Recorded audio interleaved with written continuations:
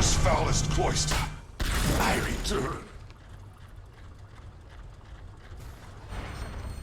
This won't be pretty. They've reached Dire's top tower.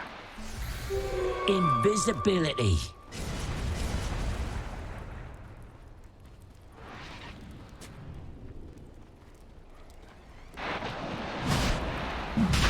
Fear not heresy. Penance.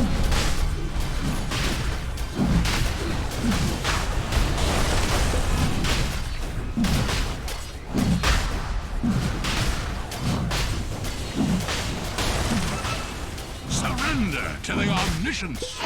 Seem to be at a loss.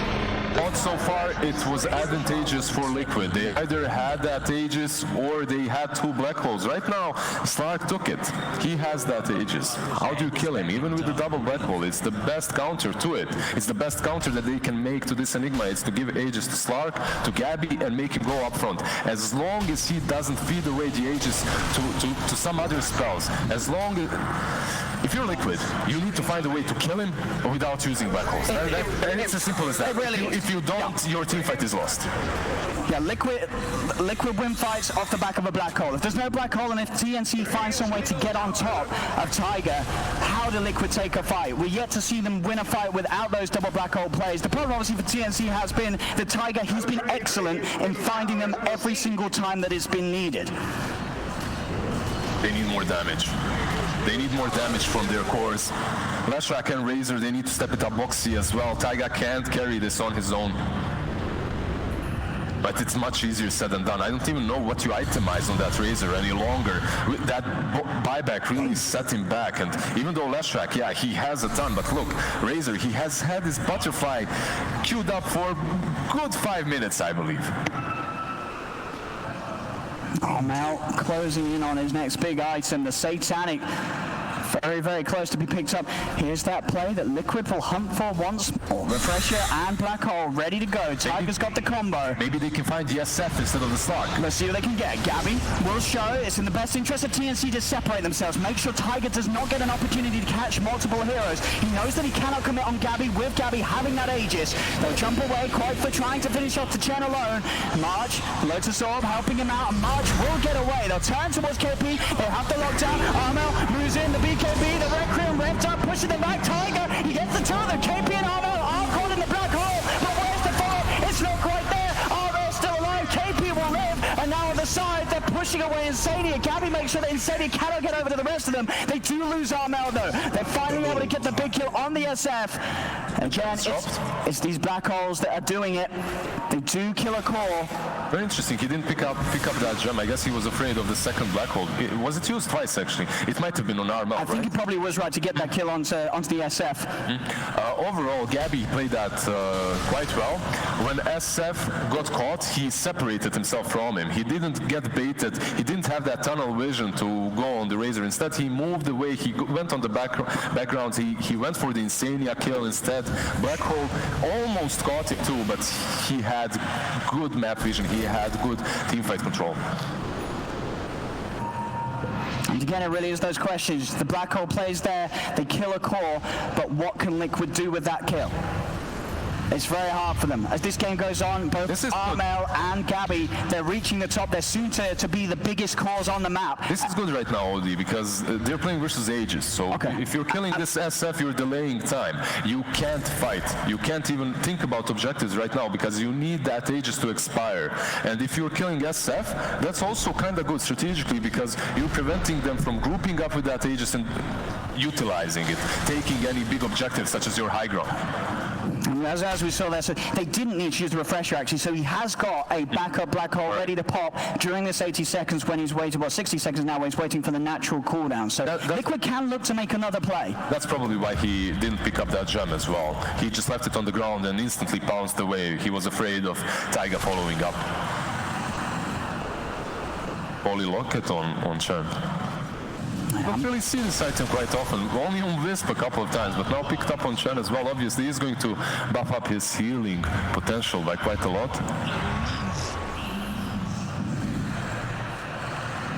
Witless Shackle on Nash. We have Princess Knife, I believe, as well. That could come in handy in this kind of a game.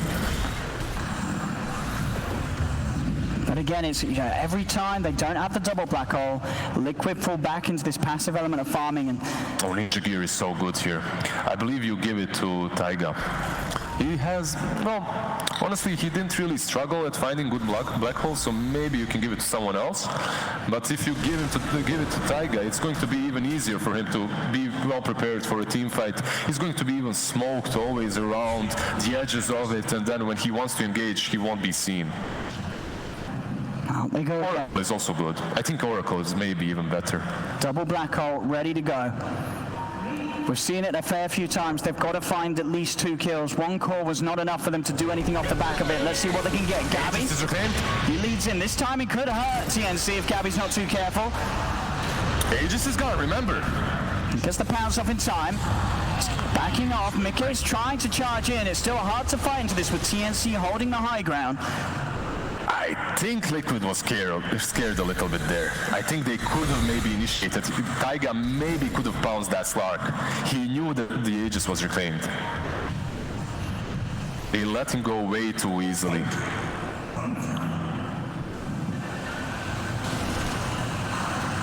Gabby showing the middle, BK. Very hard for him to set up on this Slark. The constant Heavenly Grace buff, there's not a lot of time to try and lead in onto Gabby. Look at how more confident they are right now, though. Look at how Liquid is opening up across the map instantly after that Aegis has been reclaimed. They understand that they have the superior team fight. Also, one more thing, though, that they have to be very careful about are the buybacks on TNC. If you take a good fight and you use all your spells, but they buy back and kill you off, you won't be able to defend your high ground when the counterattack happens. There's so many. This is a strategical game right now. You have. Let's see, there was the smoke once more from Liquid. They're desperate to try and go for this team fight, this game-winning play with the black holes. Armel's going to be the one to be focused upon first. He gets the force off, he's separated away. Liquid looking to wrap around, they'll get the stat in guard, but there's loads of Sorbers up, so no damage being stolen at all. Gabby trying to force Tiger to pop his spells, pop his beacon. The black hole, it only catches Gabby. Gabby is so tanky with the GA. Gabby, who's pretty much fine, good to go. The Hex is out. It's time to kill him. They've got Gabby. Can they get more? They'll turn towards KP. Gabby has a buyback. He's going to use it. He knows the one black hole's down. There is the chance for a second, but in fact, no, he's out of mana. Tiger, he's not got much else to offer. He has to TP out. They've got to escape. Now they'll look to chase as they can see if they can get the grab. Insania's the focus. They pounce in. Another disarm. Insania's retreating. Tiger, he's got that second black hole. If he can get Gabby and KP, this could be the game-winning play for Liquid. The pressure's on for Tiger. As they head in, Tiger blinks away, waiting for that anger. TNC's got to be careful. If it's a dieback from Gabby or KP, the game could very well be over. He's got one black hole to make the magic happen with Boxy focusing March in the river. Glimmer buys him some time, but they'll chase him out quite for being separated as they'll lose March. Liquid sweep back across towards the bottom. Another buyback. March knows that he has to be in the game. He's got to be prepared for the fight that Liquid is looking to bring, and Liquid will not be able to find it. The BKBs are back up, but I think if you're Liquid, maybe you'll wait for that refresher. Knowing Team Liquid and knowing how disciplined they are, they can wait it out. Yeah, because they've got this window now. They have Gabby, though, yeah. Gabby and KP being the 2 big buybacks that are on cooldown. You've got a 5-minute window. You're easily going to be able to wait out a couple of minutes, get the double black hole back ready to go, and then look for the play. If you get one, or if you get 2 of these heroes, the game's probably going to be over. If you get one, it may be good enough. They've just got to wait on these timings and execute it perfectly once more. For TNC, they've just got to keep themselves out of trouble for the whole period where their buybacks aren't available. So far they have done a really good job when it comes to baiting out that black hole and playing around Gabby, at least the first one.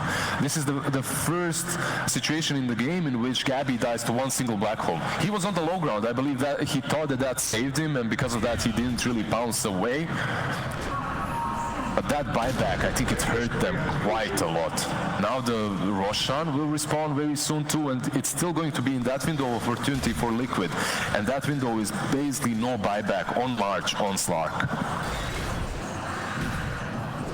Imbecile going for the antagonists.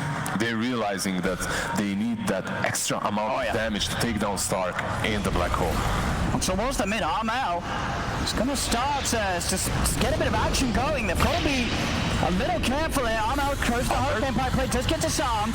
He's now starting to retreat as Liquid move forward, pushing TNC back. Armel turns once more towards Mika, but Mika's got a fair bit of armor with the Shaco. He's very tanky on the Lesh.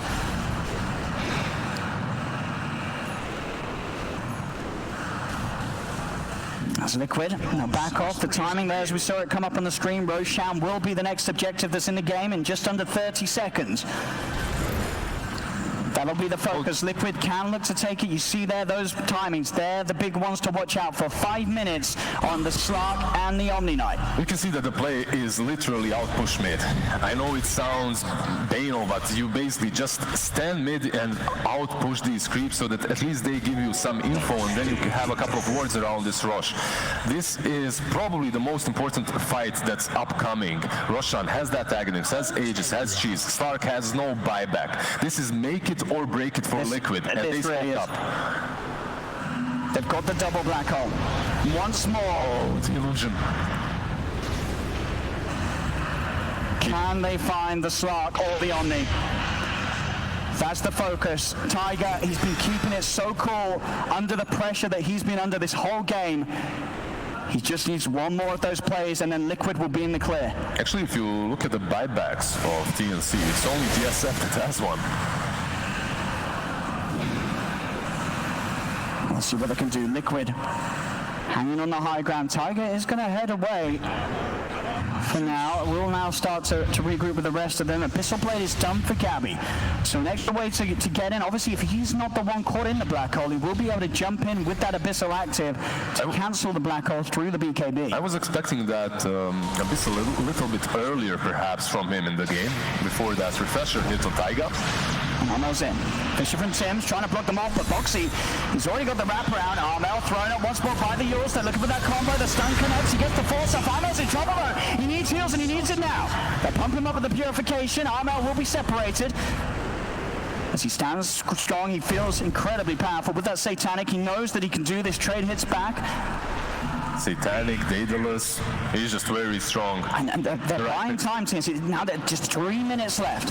3 minutes left for them to get through this tough time of no buybacks. Also, Gabby is showing himself on this bottom lane. He knows that the Liquid's next plan is to go rush. So he's going to perhaps try to outpush bottom, force someone to defend it, and he can always bounce back and get to the rush pit.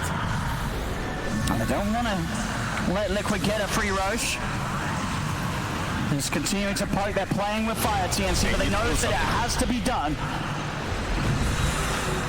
Liquid's hero is very tanky right now. So no quick kills for TNC. Liquid into the pit. They're bringing it low. They need to do something about this right now. BKB, rip him off his line. He got the kill. He got the Aegis. Teams goes for the Tiger. Goes to the flashback on the second black hole, but he doesn't catch anyone. This is not the black hole Tiger was looking for. And now Gabby can get it away. Bounce away. Breaks the static link. Mika's falls back. Tims, he's setting up the charge for TNC to get this fight going their way. Gabby gets Insania. They move over to pin a buyback from Insania. Comes into play. Tiger, he's got nothing with the black hole. Gabby! But Gabby is dead. The AoE damage from Mika. Boxy kills off the Slug. He's dead for 2 minutes. No buyback. All right, this is now the true test. Can SF actually defend this time around as well? Everyone is up on Liquid. I believe... Who took the Aghanim? I didn't even see that in there. Who grabbed the blessing? Because Quaifa was able to grab the blessing. Right. We saw Tims got the kill. Tims was able to take the Aegis. But this is the big loss for TNC. The fact that Gabby died, despite the fact that the Black Holes were already being used, he overcommitted. The damage being kicked out by Boxy, and this one was now enough. How do you stop this now? You have the talent on Lesh, you have the new Aghanims on Koikwa. These towers, these buildings are going to melt. This is going to be a hard hold for TNC. That painful minute that the buybacks are not quite ready for. Armel, he's jumped on, he's Armel, he pots BKB, but he's dead. He has buyback himself. But Liquid, with that kill, they'll take the top backs. They can't go for the Megas though. Bottom there's a TNC. They're going to try and go for the game end. Can TNC with the 3 members push them off? They're certainly going to try their darndest. They're not doing enough damage. They're not repelling them. March is back up very soon, but there's still 49 seconds before Slark is back. Can TNC buy this time? 1 tier 4's gone. They're on towards the second. Armel being buffed up by KP in this attempt to hold. March back in the game. It looks like TNC may be buying enough time. 30 seconds now. Taiga, Black Hole back up in 3 seconds. See if he can go for a big one. Armel, he's in trouble. Tiger is in. Bring every Black Hole. The hand has got here. Hold on, in trouble. Hold on. Let's get it. They've done it with teams. It's a 4-man echo, but it's an echo too late. GG is called. And they will take this game and take the man Tiger. Tiger, what's a player? It was all on him. It was not an easy game to play. His Black Holes, they had to be perfect. And he did. He brought it every single time. Owen, I told you, Taiga, he's the one that has to carry this game. Yep. And he definitely did it with that refresher. He knew exactly how he needed to itemize for this kind of a match. He knew that they had absolutely nothing to stop his Black Holes. There you go, Blitz, my man. I mean, that game... He's wet from this fix.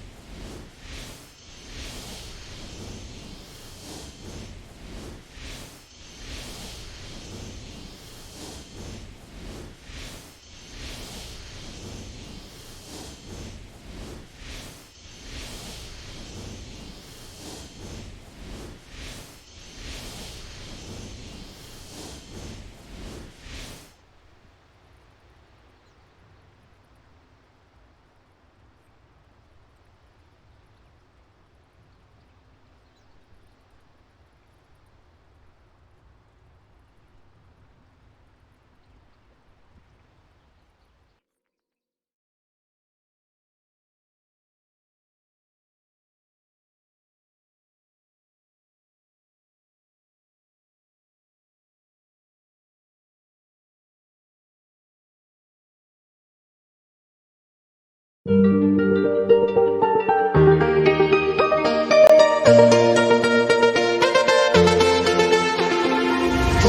used to hide under the covers, staring at each other with careless melodies.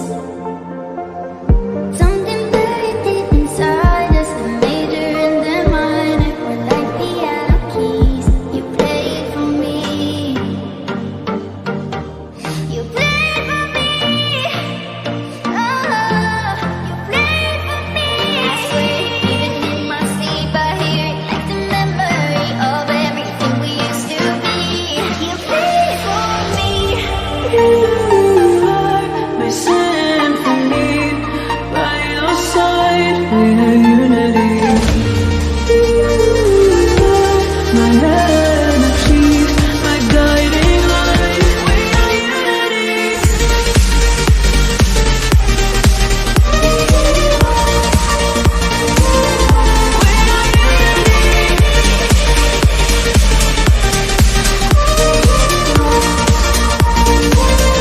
We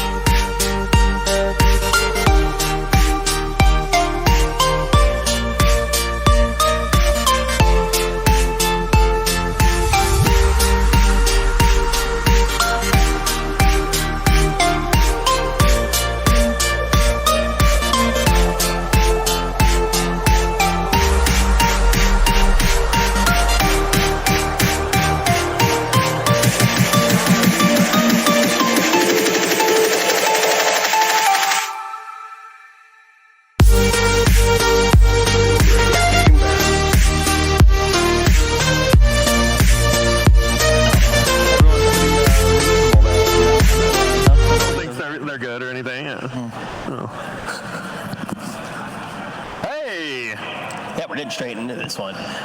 We can talk just a little bit more. I mean, you talk about Emo being one of the players that you are going to put that spotlight on the side of EG. Kyle, who are you looking at? On EG? Yeah. I mean, I would say Crit, but he's been performing with or without any spotlight. I can trust him to pretty much pop off. Grant was saying he's effectively the best 4 in the world. He's definitely got an argument. I'm really looking at Abed and Arteezy. I think one of these two guys has got to be more aggressive in the mid game and sort of take control. EG's been really hesitant to cross the river, and I think that that's necessary if they're going to keep all 3 lanes at once. Again, to quote Grant, like, I just don't get it, man. They lose the lanes, then they just kind of feed until they lose. Yeah, they just farm for 30 minutes and feed, and I want to see them actually take to them. And it's tough, right? Because we talked about their drafts being quote-unquote stale. Like, you kind of know what they're going to do. Like, when you got that Beastmaster Invoker, you know they're going to want to roam around. And the ward vision they had in that game was so impressive. I think EG only had 5 kills by the 20-minute mark. It was like 17 to 5. Like, I don't know. You got to get something done on the map. Yeah, I like the bans for EG. You got to get rid of Wisp against IG. You just have to. I felt like Beast Coast probably should have learned that lesson, but EG, of course, got to watch that series. They should know by now. So who do you give now? Do you give Lich or Doom? Because I think you're going to lose either of them. Do you leave both and take a trade, or what about Omni? You don't think? I think Omni's up there with them? I think Omni might. Yeah, Omni's there too. Okay, they're going to ban the Doom. So they're giving Omni or Lich. They banned Rubik on IG. I feel like this is the setup for the Omni Knight. It just seems like one of the best heroes in the tournament. Yeah, if it's EG from 2 days ago, you Lich Slark here, right? Please, are they? Please. God. I mean, what do you want to see then? I mean, I imagine I think Razor's a possibility, especially since they just saw Liquid beat an Omni Knight with it. EG love that. I mean, well, it's pretty much every team likes to steal ideas from each other. It's one of those relationships I know they understand. Playing against them as much as like 2-3 years ago, back in a similar meta when this Omni was first pickable, Razor was one of the top choices. OD is another possibility. We forgot. Yeah, the tree. We kind of did forget about the tree a little bit after, that first series. Liquid's made it look like the best support hero. Keep talking about the Lich and the Disruptor, but Treant significantly stronger in lane and just provides way more map control, it feels, because you have a nuke from the trees that kills a creep wave. I'm not completely sold on how good this hero is against Omni Knight as a concept, though. Omni Knight lineups like to group up and take the fight, where Treant's contribution is that overgrowth, but you can dispel the overgrowth with Omni Knight. If the target is already affected by Heavenly Grace, the roots are super short. You naturally give sustain against all these slows, so you can outlast. I think the OD is a much better solution for Omni than Treant is. I think that they're great. It's a good pairing. We saw this yesterday. I think it was IG running it. Or was it Vici against EG? Either way, it was the Treant and the OD, and it was Ori who he actually didn't die in that series, by the way. A big part of that was because OD, he went for the full damage build and just spammed tree armor on him, and he was just a turret, and nothing EG could do could touch him. Really scoop it up. I mean, more than likely, we're going to see their 5-2, you think, since they already see, you got the tree, you got the OD. It's just hard not to pick Lich, but Lich is honestly not that great versus Treant, right? Treant 90 damage, level 1, pretty damn good. It's not that good against OD either. I think you take advantage of the information you've been given now, and you pick a hero that's good against OD in the game. All right, you don't. You just pick Lich.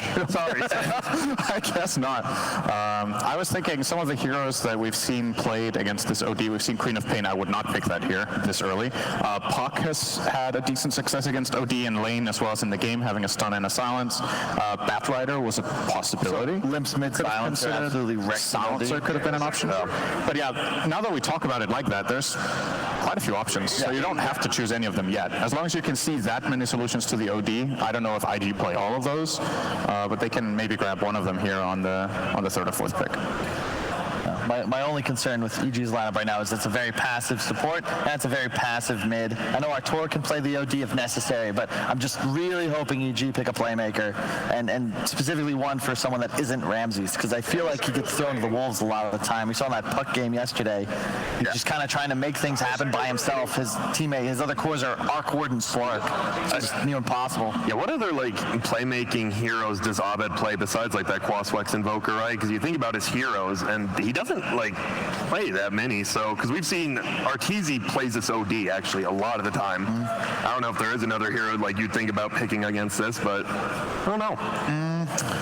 Yeah, as far as just hardcore tempo goes out in the mid lane, there's just not really that many heroes that get played mid now in general that play super fast in terms of being the active hero around the map. Puck comes to mind. You don't want to pick Puck with OD. I feel like that's setting yourself up for failure. Even if you ban out the Nyx, who's good against both heroes, there's going to be other problems. Knowing EG, I wouldn't be surprised to see a third pick Drow. I'd say fourth, but yesterday they got trapped. They third picked Avenge, and then Vici kind of giggled and just picked Drow and beat him handily. So that's a fair point as well, because I think Drow is actually pretty good against what EG have here. Drow playing from a distance against Treant. Natural Manta buyer. Buys Manta, has a silence against OD. Has the protection of Omni. It would actually be nice. I think it's a good ban, to be honest. I also really like Drow against Lich because the Frost Armor prevents physical damage from attacks, but not physical damage from spells. So the volley, as we saw in that game that Liquid played, just kills supports. Rich, you doing all right over there? Yeah, I was actually just trying to read all the signs. It's like IRL chat. I was really enjoying that there. Thanks, Rich. Thanks, Rich. Now we do it. Everybody in Dota does, and we just let Sin talk. But what if I don't? I lose my job. Now, the Monkey King ban, you talked about it, right? Fly, he's known for this hero, and we've seen great success. We talked about Matumba Man playing it. Just pick it. I'll do shit with it. I think it's the exact same. I like the ban. I think Monkey King is one of the heroes that benefits a lot from playing around Omni Knight. A lot of the time, Monkey is in this awkward limbo where he kind of wants to go in, kind of doesn't. You get a lot of confidence if you have both Omni and Lich protecting you, but so do another 50 heroes. So you kind of got to pick your poison here, and targeting a player like this I think is fine. But it's also, there has to be some information here. Like EG are definitely thinking something specific with these bans. You banned Nyx and Monkey King. Nyx is not a very popular hero. I don't think it warrants a Nyx pick just countering OD only. You don't think? So there has to be something in the pipes here. It's not really an OD counter in the same way that it used to be, in my opinion. It's not, now that it's based on mana pool rather than int, I don't think Nyx counters the hero nearly as hard any longer. That's a cool pick, because if you were going to get Drowed by IG, Wyvern's one of the best heroes against her. Yeah. And I think that this is just also necessary for the way EG likes to play Dota. I'm much more confident where they can just pop Fly on the dead lane on a Wyvern, or Crit. I believe it's actually Crit who plays it primarily for them. But either way, it's just wave clear, and it's more team fight. Specifically BKB piercing team fight, which EG sometimes lacks in their drafts. Now you got two of them. Yep. Batrider is starting to look really good, right? Yeah, for IG, I agree. Yeah. That hero looks dirty, but I don't know how much IG really play it. I think JT definitely plays it, but then you have a weird Omni Knight position in the game, so you would have to put it on more than likely Kaka and play the Lich on Ollie. They're going to go Shadow Shaman. All right, I would have never caught that one. Probably his most famous hero like a year or two ago. He was an absolute monster on that hero. Yep. I was about to say I like the hero like Silencer perhaps, but then you're left with like all team fight, no catch. Yeah. This gives you everything. Two things that IG, and really the whole Chinese meta seems to revolve around, which is having an offlaner or a support with a cleanse, like some hard save, and then also a hex mechanic. So you have that combo of being able to break your opponent's initiation and have plenty of your own. The Timber, EG taking a page out of the Liquid book. Neither support really deal with the Timber Saw, but there are still two heroes remaining for IG. So I think the logic from EG here was, okay, if you guys are picking Shadow Shaman after you have Omni, you want to start 5-manning and fighting at towers. Yeah. So we're going to pick a wall, and that wall has 3 defensive heroes protecting it, Wyvern, OD, and Treant. Killing the Timber Saw is going to be really hard. I still think Batrider looks absolutely incredible this for game. IG, you're but how do you place your heroes then? Do you play a core Shaman? Do you place the Omni Knight as a core instead of, or as a different core than 3? I think at this point maybe EG feels safe that they can't really build the lineup with it any longer. It's a pretty sick Orchid game, so you could see a Quap being effective. I think Storm's a possibility. Storm is, I actually think they will pick Storm for emo right now. I think that's their next. You have an Omni Knight hero too. It's very good too. Absolutely. Because it's just finding this Wyvern, right? That's going to be the key. Someone in the crowd just yelled out Leshrac. I already said that, but thanks. I'm glad you were listening. All right, so you talk about the shadow. Meepo, I think that's a pretty bad suggestion. Thank you for the feedback, though. You're not kidding, Rich. This is Twitch chat. Oh yeah, no, this is all up to you. Isn't that enjoyable? You just live what they say. So you say with the Shadow Shaman that ultimately you're going to have players incredibly comfortable on it, but what else does it provide? You mentioned different things like catch. I mean, tower push by itself, right? You just lay down the wards, you can take a tower, they go with the Slark. You've got 2 forms of lockdown, and you've got wave clear. You actually have 3 of the best things in Dota on that one hero. I'm not sure I'm feeling the Slark after that last game. You're playing against, like, you get Wyvern ulted, and There's no double Enigma ulti, though. sure. You're playing against Slark is not good against Timber, so I know that the root is nice, but we'll You're see. saying it's not good? Fog last game said it was amazing. So who should we believe? It depends what kind of fight it Also, is. when we got to this tournament, Kyle's stock in Slark was about as high as it could be. Has it dwindled a little bit, or is it just this particular lineup? I just don't know. I think it might just be. We'll see how the game ends up playing out. I just think that it doesn't really fit with what I had hoped IG would be doing, which is aiming for more, ending the game around like 20, 25 minutes. I think just to finish off on tiebreaker, this Slark against Timber thing, I think Slark against Timber is really good in longer fights where it's not about the burst. But if Timber is part of a burst combo like it was in the last game, I think you can definitely deal with the Slark. The issue here for the Slark is that that burst exists. There is an OD ulti that can really trap here. If this OD was another hero, I would feel way better about the Slark pick, but you need to find the right balance. Maybe you have to go BKB one item earlier than you would usually want to. There's also overgrowth and... This was the matchup that they played opposite way around, right? Arteezy was playing the Slark versus the OD, and it did not look good for that Slark, and there it is. You guys called it earlier? Yep, Storm Slark, it's all about the map control. This makes sense now with the Slark because you're going to be able to take towers, and if you get map control, Slark really helps you not just utilize it, but maintain it, scouts out the wards. You've got ways to provide vision so that both these Storm Slarks can play aggressive. I like that EG can kind of plant themselves at towers with multiple heroes. Wyvern and Timber can just spam spells, hopefully keep those tier 1s alive. But it's real easy for IG to just make a rotation, drop roster wards, and claim an objective. Their last pick, you need an Artor hero, unless that's Is OD, yeah. I mean, how is OD Storm, the matchup, just straight up 1v1? I think it's OD favored, but throughout the game, Storm, yeah. You need Orchid at a point, though. I don't know if he'll rush the Bloodstone anyway. I don't know if I've seen Emo lose a lane with Storm, actually. I'm not sure I've seen him lose to anything, so I would hold my judgment on that, but yeah. Yeah, I'm trying to think of an Arteezy hero that's good against these cores. The best thing that comes to mind is Void, but that's just like so all AoE team fight spells. You're very cool down. Void to me is like your typical EG hero that you end up just farming, getting picked off, and inevitably losing. I hope it's something a bit more active. I could see the Animage that someone's calling out in the crowd, but it's that same problem where I just want them to not put themselves. I want them to be able to contest IG by 15, 20 minutes. You don't want to go late game against Storm Slark. That's okay. I can dig it.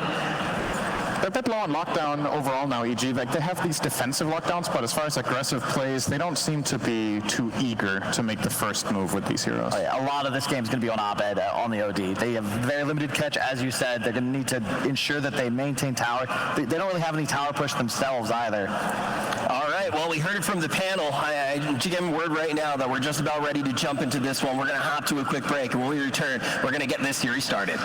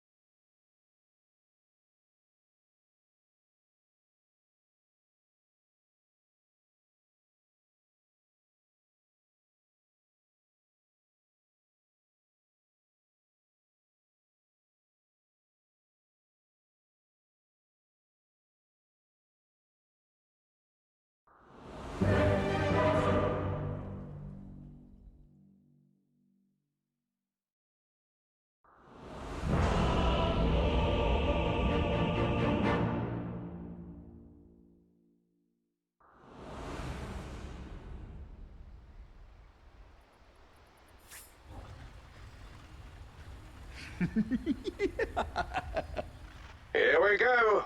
Are you ready?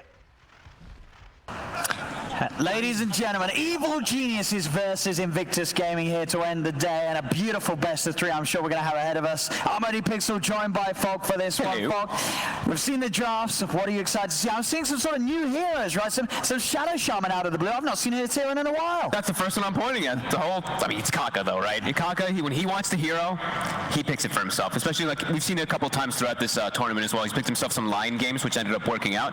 This is an interesting one. It allows him to play. I agree with like what Kyle was saying. Like, go for these towers, and you can make a lot of quick moves around the map, allowing your Slark and your Storm to just kind of pick and choose where they want to go, and the Shadow Shaman will be able to at least siege for them. While we look at EG sides, they don't really have great tower pushing. I guess like there's a weird way you can kind of say it is like sometimes these Timbers can act as a tower pusher because you cut the creep waves and stuff like that, but it's not the same. IG does have much better ways to do that, and EG, they go for a Razor as their last pick. Bit unorthodox. Around this early start flight. To start the vision, they're going to start beating into Ollie here. Ollie's going to take quite a bit of damage between the two of them with that burn from Crit, the right clicks from Flight. Is it enough for first blood? It is! And he actually wastes a mango and a salve. Ow. He's not going to have a mango for the laning phase now, maybe.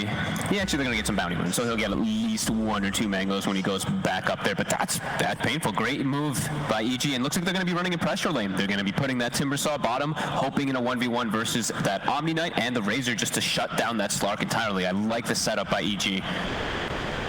Immediately we see lane swaps though. Fly heading toward bottom as the Slark. We see JT heading toward top, not teleporting though. These heroes are saving their TPs. Same thing with the Lich. You see he's walking all the way back from base on Ollie, making sure that they can swap lanes if EG does do so. And this mid lane matchup, you know, Emo Storm versus the Arbed OD. As I believe Sim was saying on the panel, you know, Emo, he's been winning a lot of lanes, especially on this hero. Is this going to be another matchup where the Storm should come out ahead? Oh yeah, it's probably like a slightly OD favored matchup, but okay. Storm farms. The thing is that you can always force the wave in, you go jungle, and I mean, it's Emo. This is his favorite hero, it seems like, and he's been rocking it. But if anything, I'm not even too sure if it is even an OD favorite. It might even just be a straight 50-50 or just a skill-based matchup. This is one of those that really just becomes in the whoever's hands it's in. We'll see what Kaka is able to do here down bottom, backing up Flight. There's going to be a lot of harass from the two heroes. Like Crit and Ramses will have good spam to throw out at the two of them once they get that second level, which means that Fly will have to be just that little bit careful. But at the same time, if EG get too over aggressive, Kaka's going to have the lockdown to allow Fly to turn and start punching down these tanky heroes in the safe lane. You know what the scary thing I actually look at and is I'm going to point out is there's no way to stop the shackles in laning phase on their heroes. Nobody. So if he does get a good positioning where he can just grab somebody like you're mentioning, really going to build up the sacks and just be able to chase them out quite far. Wyvern not going to be able to do anything about that. I mean, even sort of down the road, you look at IG's cores, and obviously Slark and Storm, two incredibly slippery heroes. Do you think EG are going to have enough grab in the mid game in those fights? Do you consider like the Treant and Wyvern ult good enough to deal with these two mobile cores? They're gonna have to make it. They're gonna have to make those moves real clean. That's why they went for this draft, right? They went for these very elusive heroes because there is that limited amount of lockdown on EG.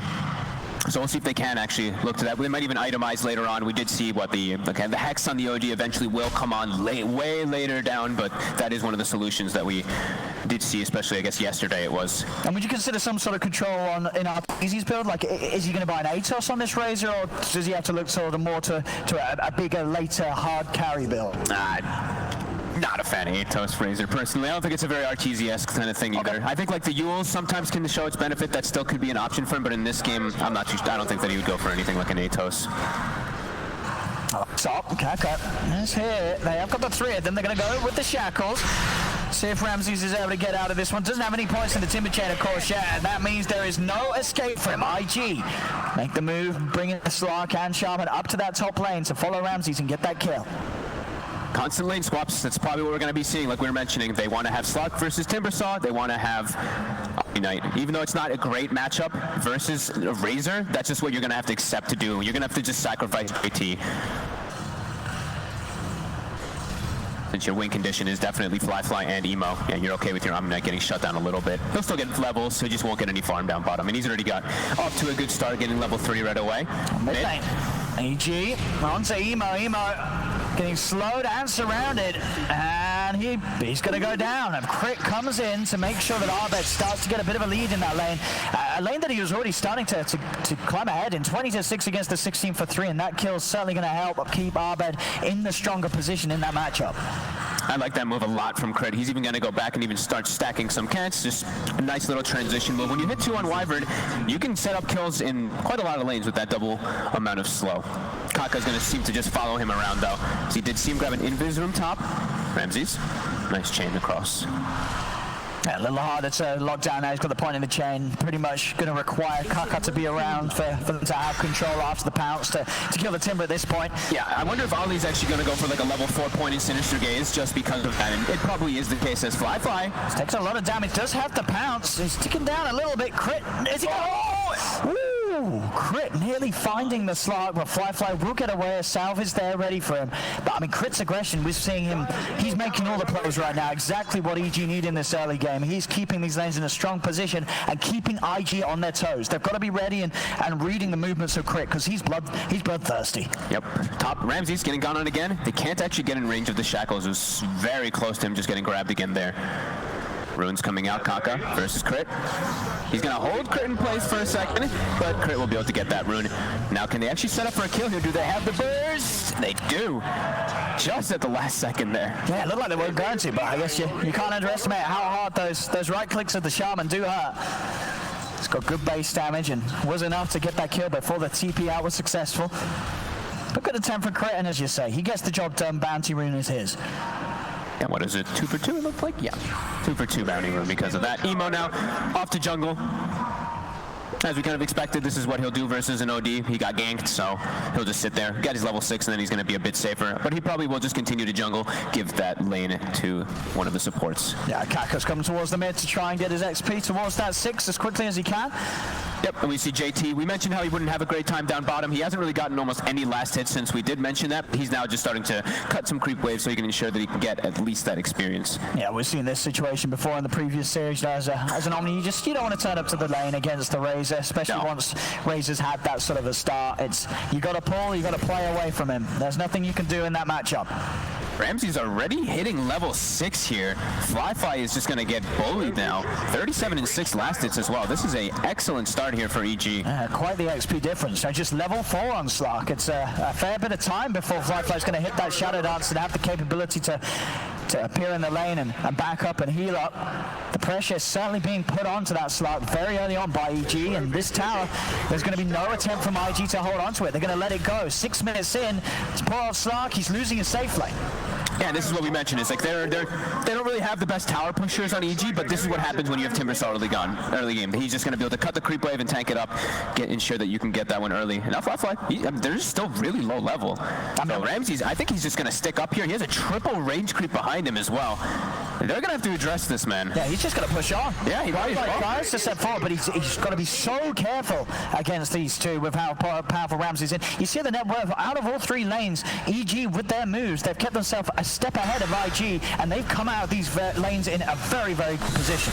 Yeah, now they can even throw living armor on this Timber Saw too, so even though he doesn't have the initial reactive stacks, he'll build them up quickly because of that. They have to make moves to stop this Ramses. There's an extra TP coming in. Kaka's trying to off the lockdown. The Shackle's there as well. Is it enough to kill off the Timber? Pull back as well. The Sinister Gaze, they've got the new. Kaka gets the kill. As he's going to see if he can chase him for more. Splinter Blast does bring Fly low. Fly, he's got the backup of Emo. Zips in from the high ground. They get themselves a second. IG able to make the move and push EG finally off that top lane. I'm actually surprised they were able to bring him down just between the 3 of them there. That was pretty surprising. A nice little rotation from Emo there too. That's the thing you do have to worry about though. It's like the Storm, you know he's jungling, so if you are pushing too far ahead in your advantage of that versus that tier 2 top, you will get rotated on. Ramses, he's going to move over to the mid. Obviously going for that tier 2 and trying to push up was a little greedy. Obviously the clearer objectives are these tier 1s that do remain. Mid lane is going to be the juicy one that AEG is going to have the pressure and focus around right now with Ramses pushing in, having Crit behind him if he does get in any sort of trouble. Yeah, I mean he must have been feeling himself. Like I was thinking the same thing. I was like, he's got this huge creep advantage coming in. He wants to go try to pressure that tier 2 top, but maybe just underestimating a little bit of that burst damage that can come out from a Shadow Shaman and a Lich. And just playing the passive farm game for Emo and Firefly.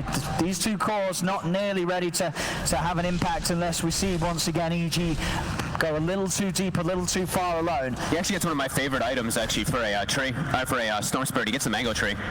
Really nice for you to just sit in the jungle and farm even more.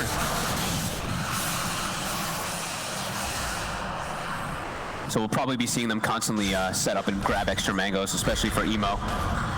And he puts him in a very defensive position so they can ensure that he does keep it alive for a very long time. And yeah, like you said, Ramses just really wants to stick it, take out that tower so they can get those access points to the enemy jungle versus a Storm and a Slark who are catching up. They have to do these catch-up methods for IG. I mean, they're trying to catch up, but you are going to see EG remain at this lead because with the way that the game has started, EG can afford to have their 3 cores in the 3 lanes, whereas IG, a lot of sort of Firefly and Storm's time is being spent in the jungle. Now Emo, with Vizo's mid, he's going to go for it. The Cold Embrace is healing Ramses up. IG, do they have any further control to kill him? They're going to look to go for the easier target. Go for Crit. Crit, finally for all the headshots. And he just walks it out of nowhere, drops the sanities, gets the kills, and saves Crit.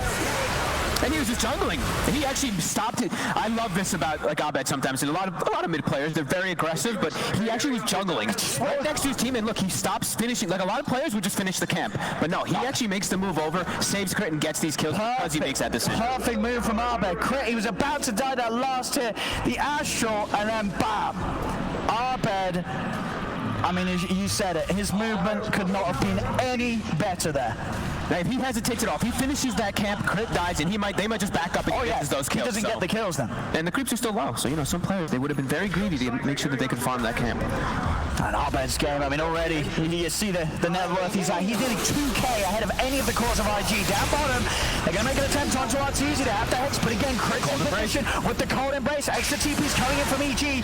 IG, they can't get a kill in time. And Emo, he's committed all of his mana for this, so he has no escape. Ramses cuts him down. Kaka and JT will be forced back as they timber chain forward. Ramses still wanting to go in. He knows how strong he is right now as IG, they've just got to run, but Ollie can't escape. It's a double kill for Ramses. Fly's trying to stay on top of Kaka. They're going to keep chasing this one for sure. JT can offer some sort of hill. He comes too close there. The Splinter Blast bounces back across to Kaka. The slow for the gods. The curse as well. Crit setting up to get in another blast. Crit gets the kill.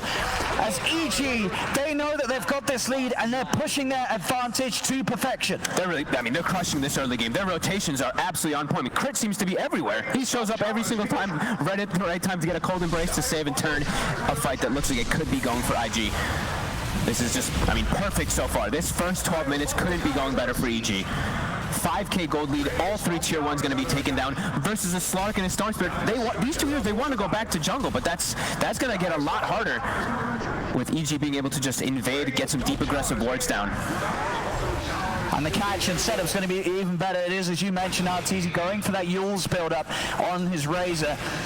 And especially when you get such a quick Yule's, there's just going to be very little counterplays for IG. There's so much catch, and as soon as you lose one hero in a team fight, as we saw there, IG, you've just got to get out. You cannot afford to try and fight because EG is going to be able to pick you off one by one. Yeah, I really like the Yules this game just because, like, we look at their lineup and we mentioned it. The limited lockdown is there. This isn't like a stun or anything like that, but someone can't just TP right in front of you then. And also you don't have to worry about, like, Shadow Shaman shackling someone next to you. You're going to have multiple ways of even being able to disrupt that and set up.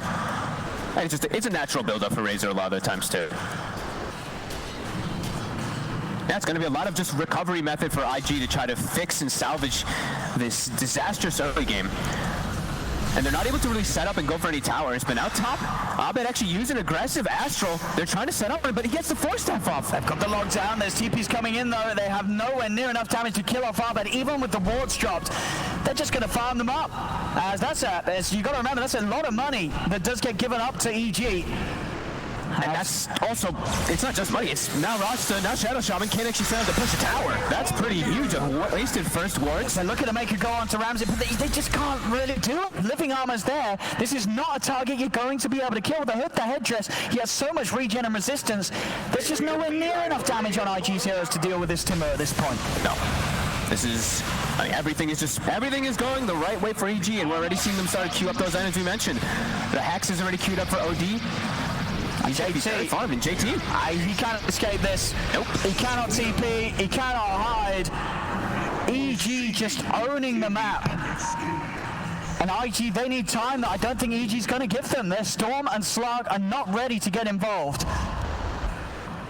And again, look at this, an instant smoke there. I mean, no hesitation. They didn't have to like burn anything in order to go for that kill. They still have all of their ultimates available. And there's a level 13 OD at this point in the game. He can really, 1600 mana, level 2 ulti. Couple hits, get that counter up. He can easily look to blow up pretty much any of the heroes on the side of IG. As Ramsey's just going to continue pushing, keep pressing forward that advantage. They have this early drafted early game heroes, so they want to just press their advantage and push forward. Do not let Slark and Storm farm up. Do not let them actually abuse the Heavenly Grace Slark that will eventually get very powerful. Just end the game before that. I mean, they know that they do not have to worry about the Slark doing anything until Flyfly has his defusal. Yeah. He has to have at least that done, otherwise he poses no threat whatsoever in the fights. Emo is going to show mid, going for the courier. Not be able to zip far enough to get it. Still, they're going to push him back and away from this mid lane, and now on the top, Flyfly will have the Shadow Dance TP, and there's no counterplay to that, so Flyfly does manage to get out of there. They cannot afford to lose this Slark or Storm. They had to play so safely if IG want a chance to swing in this game back round. Yep. Look where Emo's farming. He's farming on the opposing side. He got kind of forced over here, but this kind of says the state of the game. They have no intention, and they can't have an intention of fighting for quite a long time. They're so shut down on their cores. Their support's kind of same thing. It's a Lich and a Shadow Shaman versus such tanky heroes, and they already have a pipe finished up on Ramses. They're going to go for this scene pretty low on the mana, so a few hits during the overgrowth. He's going to go for the portal. Make sure Arbet can't instantly drop down the ult, and Ramses is not easy But he saw them. Apparently he didn't see them. Right? Straight into the two of them. Oh no! Crit. I mean, they'll get him. I mean, will they? He's got Cold Embrace and a stick charge. TP's coming in.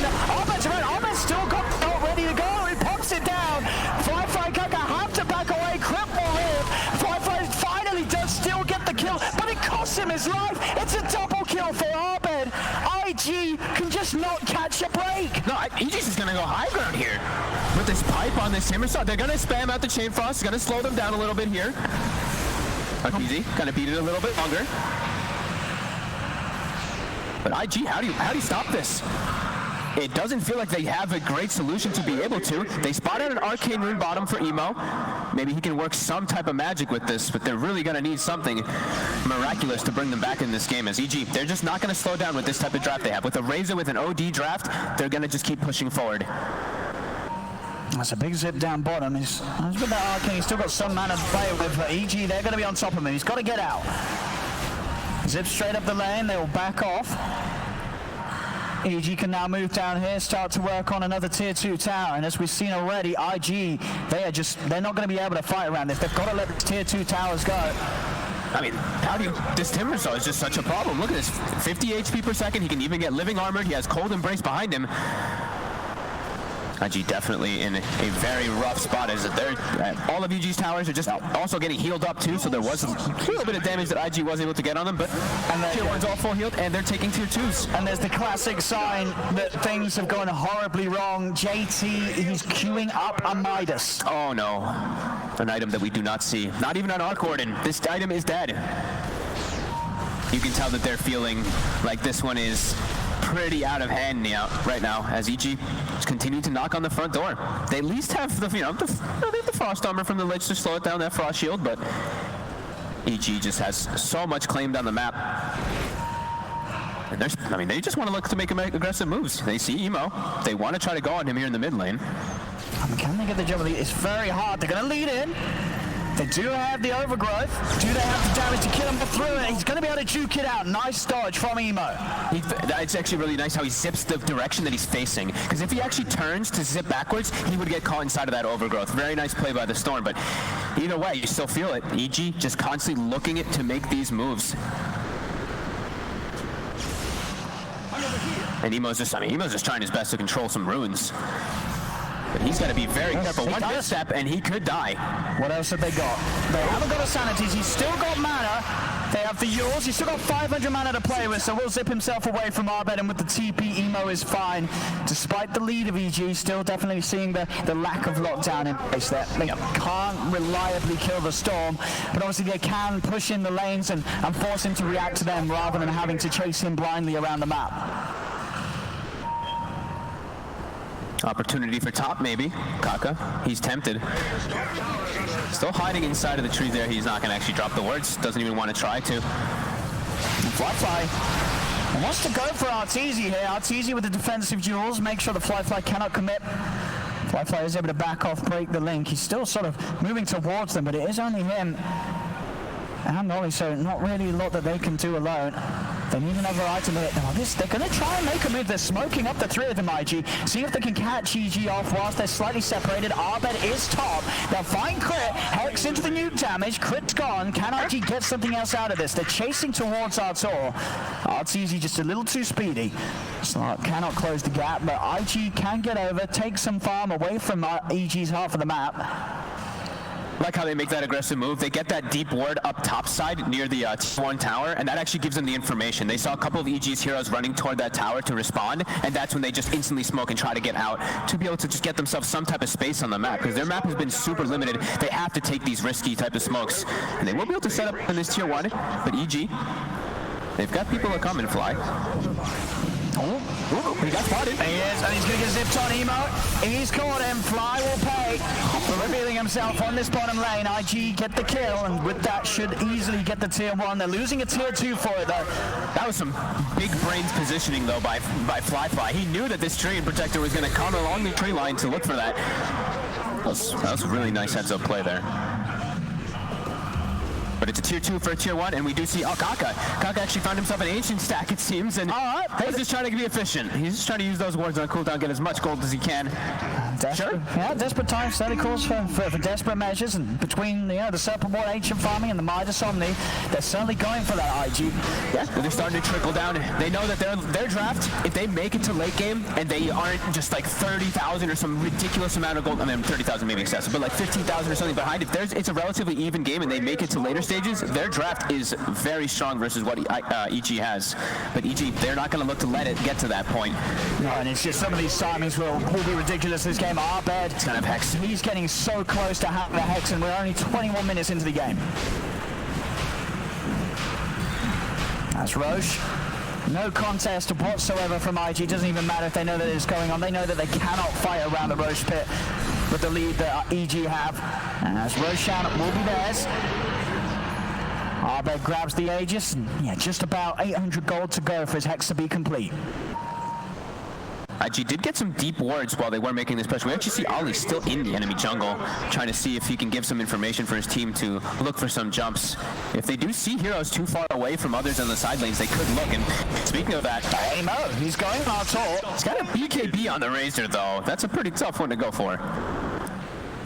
And maybe just seeing if he could get away with poking it out of it. It won't be the case. Arteezy keeps his cool, knows that he's not under too much threat from those three heroes. Wait for that Hex, probably the next timing for EG. They group up and look for a play, because they do have BKB, they have Hex, going to be done pretty much at any moment now, and that's going to be a big timing for them. Storm, this game's going to get a lot more difficult, but they do at least have on IG that Heavenly Grace always behind. So there's going to be a way not only just to dispel, but also to make that Hex a lot shorter duration if he is Heavenly Grace before it does go out. And Emo's catching up.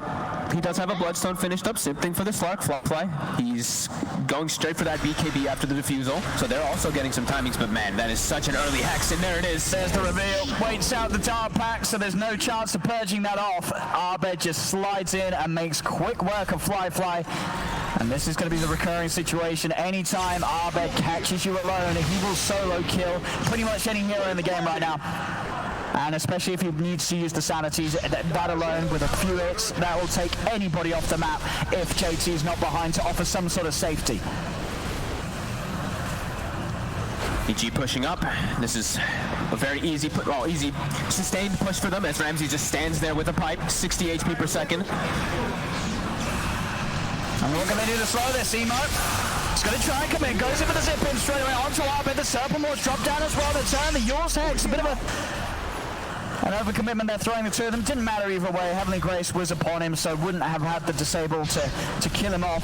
Yeah, he's playing that like very risky kind of play where he's confident because of that Heavenly Grace, but the tower and Rex are falling very quickly as he gave 140 static link damage to Arteezy during that.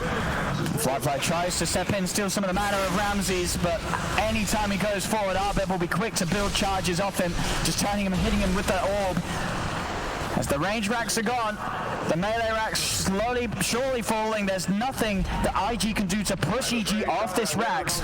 As EG, they can just continue to resume business with this lead and large advantage they have here, 24 minutes in. Yeah, don't back up. Just keep pushing forward. You don't have to worry about any of your side lanes because of how well you've done. Get some wards down here. Looks like they're going to actually go for the Shrine first. So no TPs around behind them. And we saw their positioning. The way that they're pushing is you have the three in the front, you have Ramsey just tanking tower so he gets the stacks, and then the two supports on complete opposite sides, making sure that they can't actually get jumped by the Storm or the Slark. Actually needs a lot more time in order to be able to take these fights versus EG at this moment. But EG, they're not going to give it to them. Arteezy already knocking on the tower.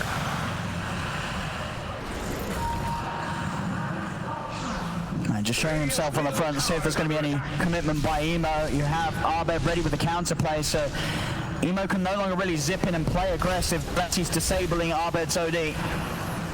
Hex will come out each and every time. Ramsey standing deep under the tower, making sure that he's tanking all the hits up. They've got this easy push off the back of his sustain that he offers Emo. He's going to try for the zip and instantly gets Hex. Jump forward, the overgrowth. GA is there. Emo is fully low. Pop the bloodstone heal. Arbed heads over. Doesn't want to drop the sanities next. Knows it won't do too much against the Storm with the amount of mana he has. They'll kill off Kaka. Fly post the Shadow Dance. Looks towards Arteezy, but they just cannot kill off any of EG's heroes. They're too strong right now. They'll use the fortification, but this tier 3 will shortly fall. Emo zips in, looks to get on top of Arbed. He's healed up for the cold embrace. Arbed gets tracked in. Can they kill off this OD? They can. They kill him the once. The Aegis is gone. Pummel's down as well, breaking up the fight. Can they go on Arbed a second time? That's the question. He's back up to full HP. Ramsey steps back in, finishes off the tower. IG have to keep their distance. I think they can be careful here now, just in case, just because they saw how much Emo actually can do in damage. They're going to give him a little bit of respect and back off. 12k gold lead, don't need to take too many risky type of plays here when you do already have that, Rax. Taken in the mid lane and you got the tower. Go pick up your, spend your gold in particular.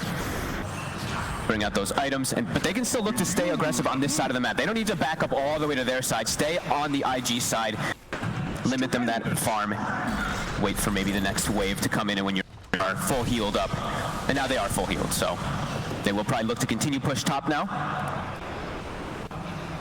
Yeah, with the full, two halberds now on the side.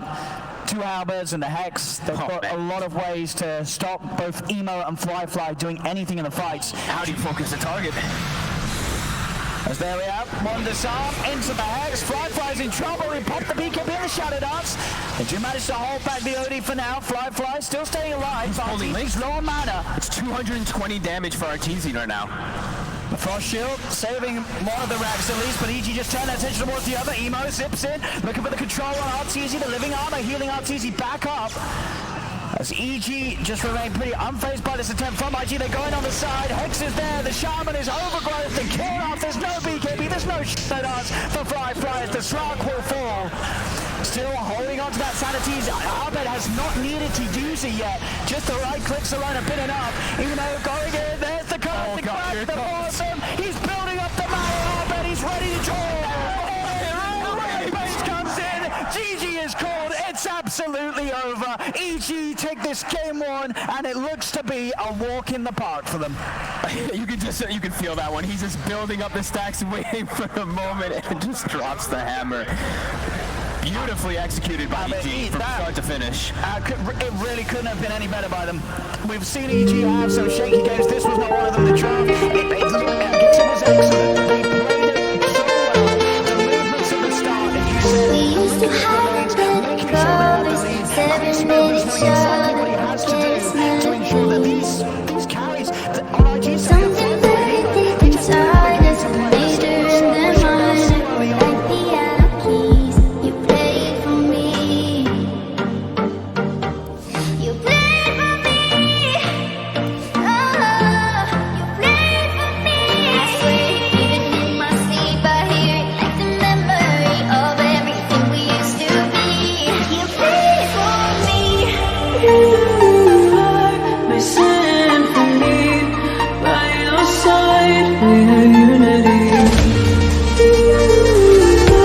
my energy, my guiding light. We are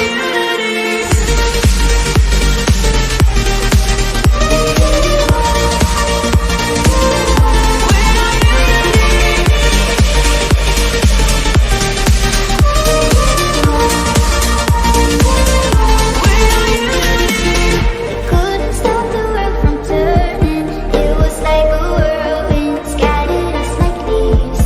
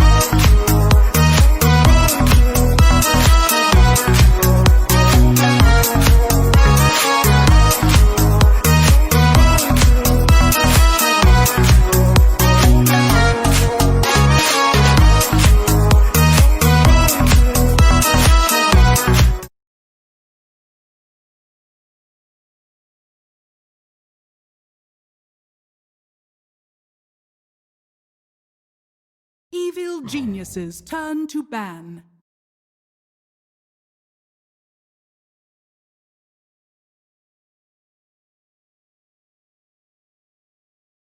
Radiant team ban.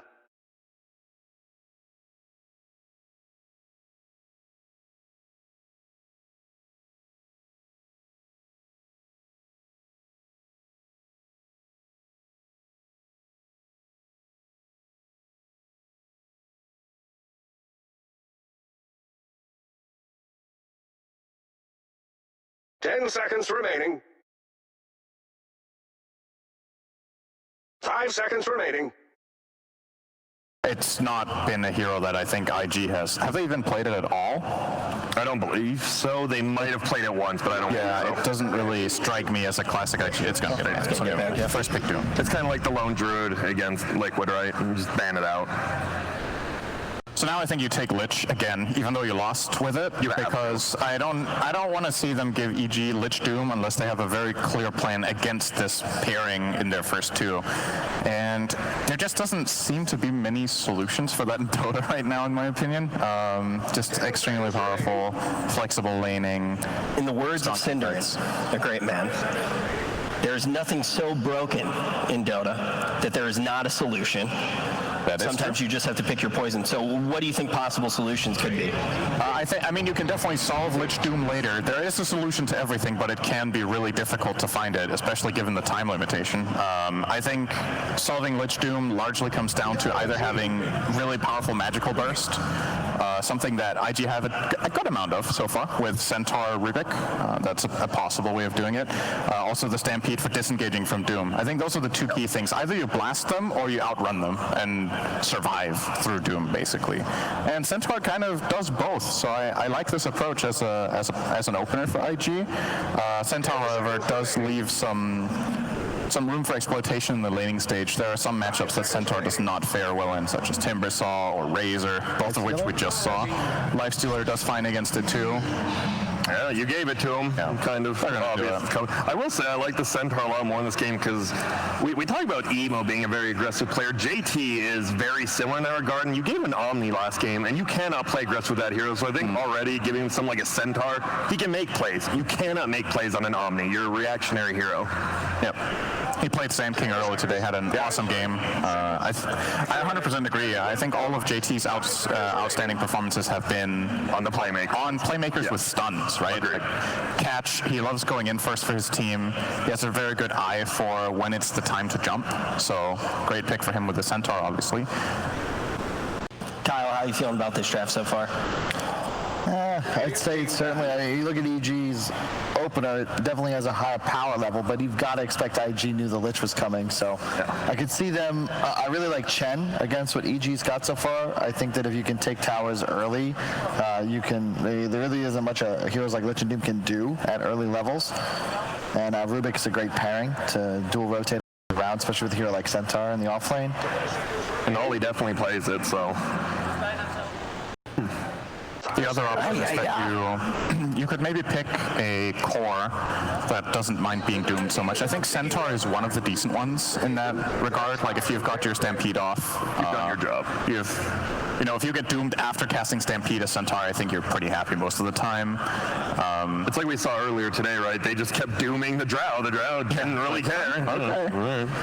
Obviously, some heroes that IG like to play are not very happy with getting doomed, such as the Storm Spirit. But at the same time, a very well-played Storm can kind of play around it a lot of the time. I mean, maybe that's also one of the reasons Doom is so strong. We've been talking a couple of reasons why we think Doom is an incredible hero right now, and I think to top it all off, some of the classic heroes that don't like getting doomed just aren't in favor right now. Wraith King, Death Prophet, Razor, one of the ones that gets picked sometimes at least, but the other two that were classically used because of their ability to deal with being doomed just see absolutely no play at all. It's never a bad pick, especially with the way you scale. 200 bonus gold every 70 seconds, 350 with the talent. It's good. You have a farming mechanic, you have regen in lane, you're a strength hero. It's kind of just on brand in terms of how this meta is typically played. They banned the Lifestealer. I like that from IG. I'd be terrified of that hero third pick from EG in this spot. Yep. Anything else you're terrified of right now, Kyle? you continue to unbutton that shirt. You think the Chen still, after all this? Huh? Do you like the Chen still? I'd be okay with it, yeah. I think you ban out Timber, Lifesteal are two heroes that EG could have played against you. You got options. This is where the big spot as second pick, where you kind of have to lock yourself into something on the turn. They do. They lock it in. Bane. Okay. Do they? It's one of the few heroes that can like try to trade with the Lich or just dominates his own lane, right? Like that's why you pick him. We saw him earlier on Beast Coast, I believe. Stinger had an okay game. They lost, but yeah. I like Bane against Doom. I think it's actually a pretty decent matchup. A lot of the time, Doom wants to run in, start off the fight, find a target, and then Doom. You have two long duration disables that are single target. If a guy gets doomed into some sort of combo, you still have a Nightmare play potentially to delay their play, and then you can stampede out with their lineup. I'm just afraid whenever I see a second pick lineup and they already revealed their 3-4-5 and there's a lot of holes remaining in the draft, you need these two cores to do effectively everything. Like they've got to be scaling for you. You'd love something that could hunt. They'd preferably be frontliners because your support duo is so squishy, and you're in a position where EG won't be able to have two counters to whatever core you're looking to reveal.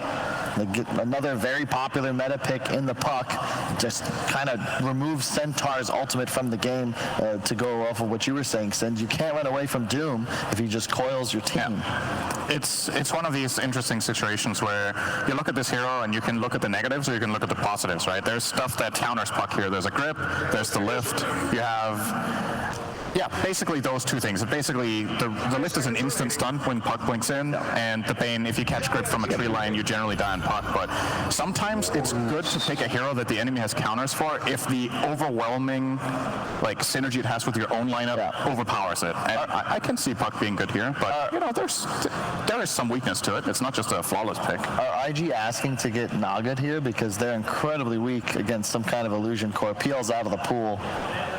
I've never seen, Kyle, it's been a year, I've never seen you viscerally react so much to a draft as the last two picks for IG. What do you think they're trying to go for?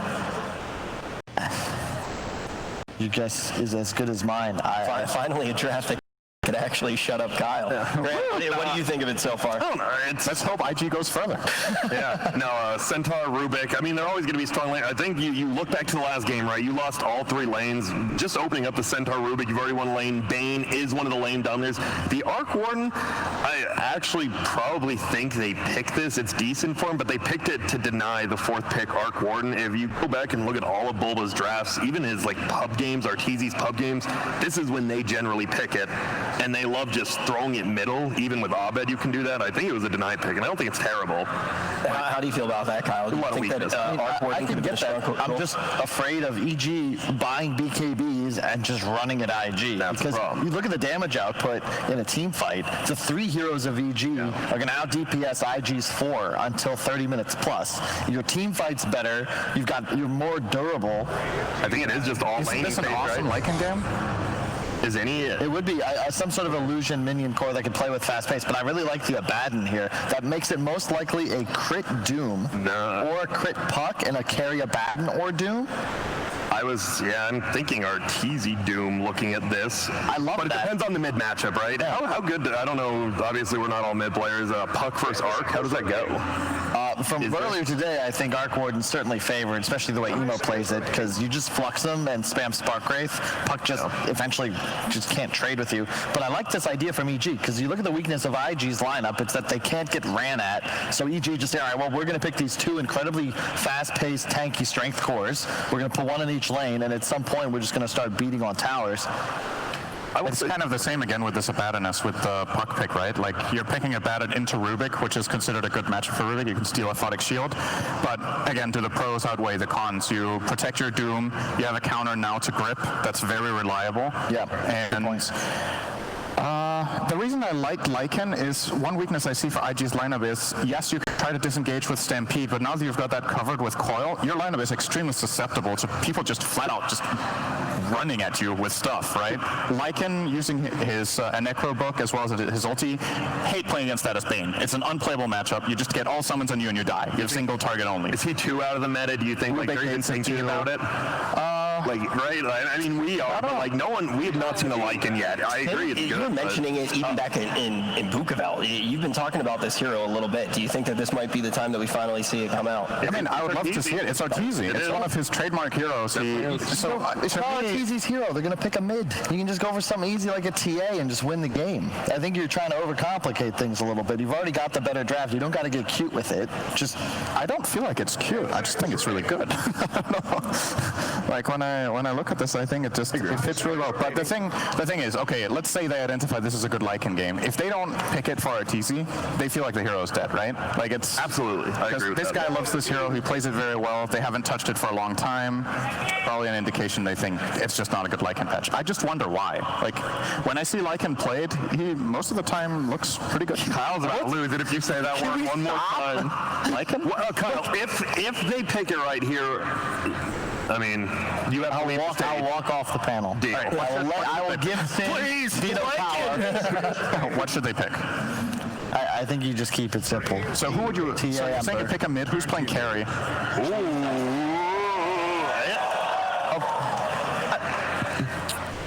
Well, what did you want mid, and what should Arteezy have played then? Carry, Abaddon, or Doom? Doom, yeah. Okay. Because I don't know. Oh my god, I saw EG as just like being able to run over the game, and they just say, nope, we're gonna a bit here. Invest in the late game. I still think they can, right? Your first four heroes are still much stronger than IG's first four heroes in like this team fight capacity while Arteezy's farming. You don't think? Yeah, but now you run the risk of facing a fifth one that can swing the balance, and your anti-mage can't join. Anti-mage doesn't really have that amazing mana void target in this game so he needs items to really have team fight impact. You can't show up mana void as one and win the fight, right? So you need time, and I will say this hero definitely got buffed a little with tier 2 items and stuff. Like Imclaw, that's one of the few, like he loves that. Wait, is this then, this is a puck or a Doom mid, right? There's no other option. Absolutely a puck. It's going to be a crit Doom. And support, okay. Yeah, for sure. Well, you opened up a little bit here that you didn't need to. Now IG can choose a counter pick to this anti-mage in their safe lane matchup, and if they feel confident that they can go down the stretch down to like 30 minutes, both Arc Warden and that other carry can come online. So I don't really like this anti-mage pick that you know what I think they should have gone with, Sin? TA? Lycan? I think so too, Kyle. You never would have guessed, but I would have loved it. I'll see it eventually. Thank God we have a last pick. Whoa! It's Spooky Skeleton, man. Didn't this hero get like picked a ton at the minor? And this is the very first pick at this tournament, I believe. This is really difficult for IG to execute. They're going to need to take total map control and keep these supports alive and always stay on the aggressive here to win the game. Oh man, this is why. Pretty good Orchid game. Indeed, it's just.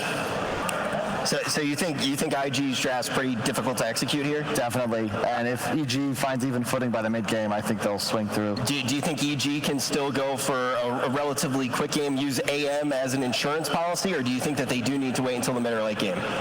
I have no clue. Kyle has absolutely no clue. We're going to give him a few seconds to get those brain cells working, and when we return, we're going to get straight into the game.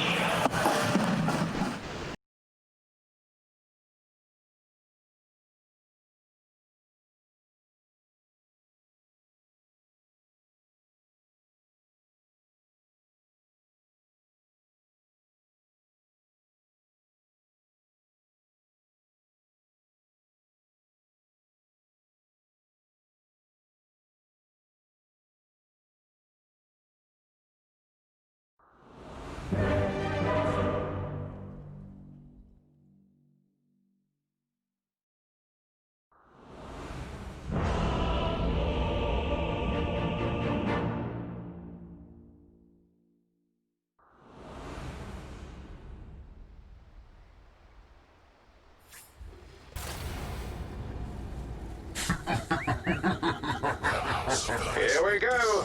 Are you ready? Thank you.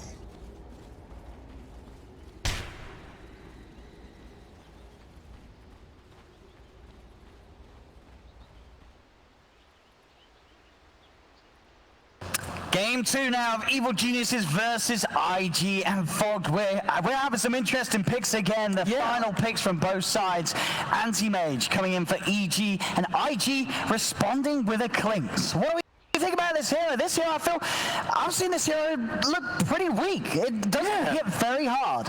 Where'd he go? He also disappeared, right? Like they said, he was on the, well, that's one of his moves, but he was all over the minor, but he did really start to just fall off. But I mean, I think with this, what they're trying to do is just set the tempo. They look and they're like, all right, now we can actually look to fight because they saw this AM last pick and they're like, all right, what's an active hero that can look to run around the map, put pressure on? Clinks can work if it's one of the heroes that they're comfortable with. I'm so interested to see how it works because I feel like for Fly, imagine like if he gets like the Frost Mage, he gets that armor, he's going to be hard to go on. You're going to be having a Lich backing up people, offering up Frost Shields. He's going to be hard to go on, and then you're going to have an Abaddon throwing out Aphotic Shields. It's going to be very hard for this Clinks to find kills in the mid game, I feel. Yeah, but I mean, I have to agree. It's definitely a hero that can be susceptible to when you just get a little bit tankier, and then your damage just kind of you just fall off. You have to get a lot done. Death Pact, you really have to, in my opinion, get like a lot of kills with this ability, so you can get that damage built up, so you can actually be that, get that force to run around and actually kill people by yourself, because it does give you like that armor reduction and all that. But your hero, like you said, you sometimes just start hitting like nothing, and if heroes can start to collapse on you, you are very weak. And AM, if it gets to later stages of the game, this hero is going to be the strongest hero on the map. Yeah. And he also can get on top of Arc Ward. And that's why I think they did want to go for this hero. Just get right on top of him into the bubble, not worry about it if he does ever get some farm. So if they can just keep themselves composed on the side of EG, not fall apart after the laning phase or in that mid game, that AM will be very strong. It's great. That'll do it. First blood for IG there. A little bit of a body block from Fly, and the drag back from Kaka. That'll do. All right. The first blood setting up this bottom lane for a good bit of a start. We're not going to see EG start with RTZ down here, farming on the offensive against the tri-lane. This is not an easy lane to farm against. That's a triple range tri-lane with a Bane, one of the strongest laners in the game. And you have an anti-mage and a Doom, which isn't really a hero that doesn't really contribute too much in the laning phase until you start getting a creep or you get level 2 speed, or if you get like an Alpha Wolf, something like that, or that Ice Armor as you suggested. You're just getting zoned out. What you do if you're EG? You are going to be in this position where you just cannot approach the creeps. Yeah, that's concerning. They're going to actually go get aggroed by creep, of course, since it's not that first wave. But yeah, you just got completely pushed out at the start there. I mean, Fly has already had to sort of step away from the wave here. Happily trade with Kaka. Obviously, Kaka having to take that lift as level 1 is a little less scary. No potential with the Fade Bolt to make sure that he can come out on top of those trades. Critch found it. I watched him running around through the jungle. He couldn't find it in his jungle, but he did find that Ice Armor. So maybe this will be the difference maker versus that triple ranged. I think it will. I mean, that'll be pretty ridiculous if just an Ice, the Ice Armor itself will allow RTZ to farm versus these 3 ranged heroes. I think it still might be a little bit tough because it's not only just 3 ranged heroes, it's also him getting hurt a lot by a Clinks. Oh, Kaka. He's close to finding that one here. Fly will be able to salve up, and he's just out of range, so Kaka will not be able to cancel it. Oh, I say he won't. Oh, he won't up. He'll miss. Fly's able to keep the salve going. Gets full use of it.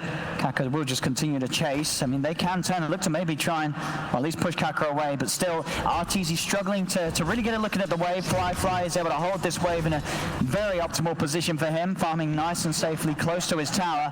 Yeah, what I meant to say before was that the Death Pact gives the minus armor. Sorry, I totally tripped over my words. But yeah, the minus armor with the triple ranged will be pretty nice to at least slightly counteract that Ice Armor that does come out. But we look at the lane start already. Pretty damn good start for IG because of how they have set it up. But mid, it's a heated one. And EG is pulling ahead of that one with Abed. Is that expected, you feel, against an Arc Warden in the 1v1? I think you have just like a better base damage as Puck. You also have a spell that allows you to last it, and you don't have to worry about these spark rates. You have phase shift. You walk in this spark rate, use phase shift to dodge it, and it's kind of just gone. And then you can make sure to tank it to make sure he doesn't get the range creep is the biggest thing. You eat it so that he doesn't get that last hit.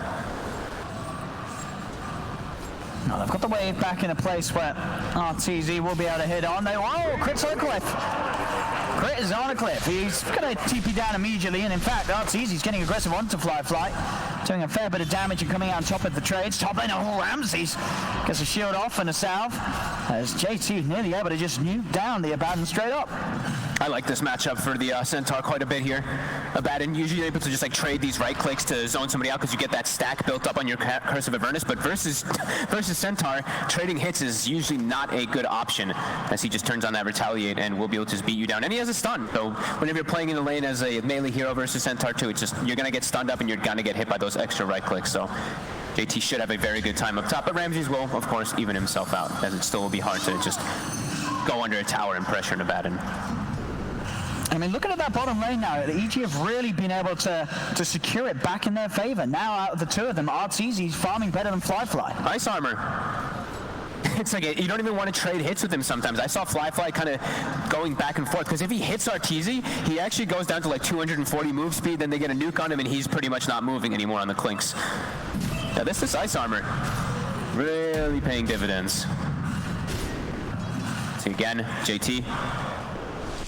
I mean, you're right, Arteezy, you can just step forward every time now that they've got the levels. Yep. And they've got a lot of extra regen too. Fly has brought himself a lot down there. Looks like Crit is setting up on the mid, maybe trying to catch Emo off guard here. TP's going to be coming in already, just in case there was that dive to be in place. Kaka makes sure that Crit cannot dive. Does mean that Flyfly's going to be a little more vulnerable. Just the two of them left now on this bottom.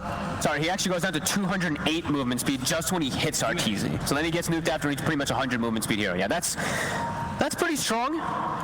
And he's going to be pretty much sitting on no mana every single time, right? With those sort of slows in place, Arteezy can very easily step up and burn that Clinks' mana away. So now he doesn't even have the mana for the Searing Arrows harassment.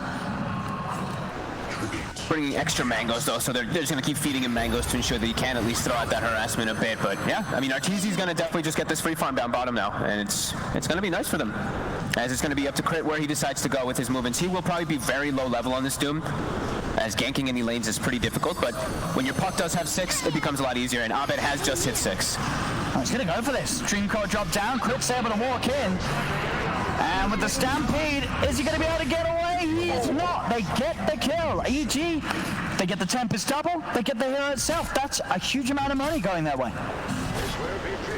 JT will at least be able to return the favor up top as he was able to bring down Ramses with that Stampede. Going for double bracer build. I actually like this quite a lot on the Centaur. Since he's in a 1v1, he doesn't need like boots or anything. He just needs to be able to stand his ground and hit him. 1500 health Centaur. That is pretty damn scary. Now he's going to have boots. He's going to have very early phase boots afterwards to continue shutting down Ramses. And Ramses can't actually get that last hit on the courier. And Demo at this point is constantly having to call in supports to be there just in case EG get aggressive between the two of them. JT will be finally forced to TP out of the lane, so a little bit of breathing room for Ramses to soak in some solo farm as the Abaddon.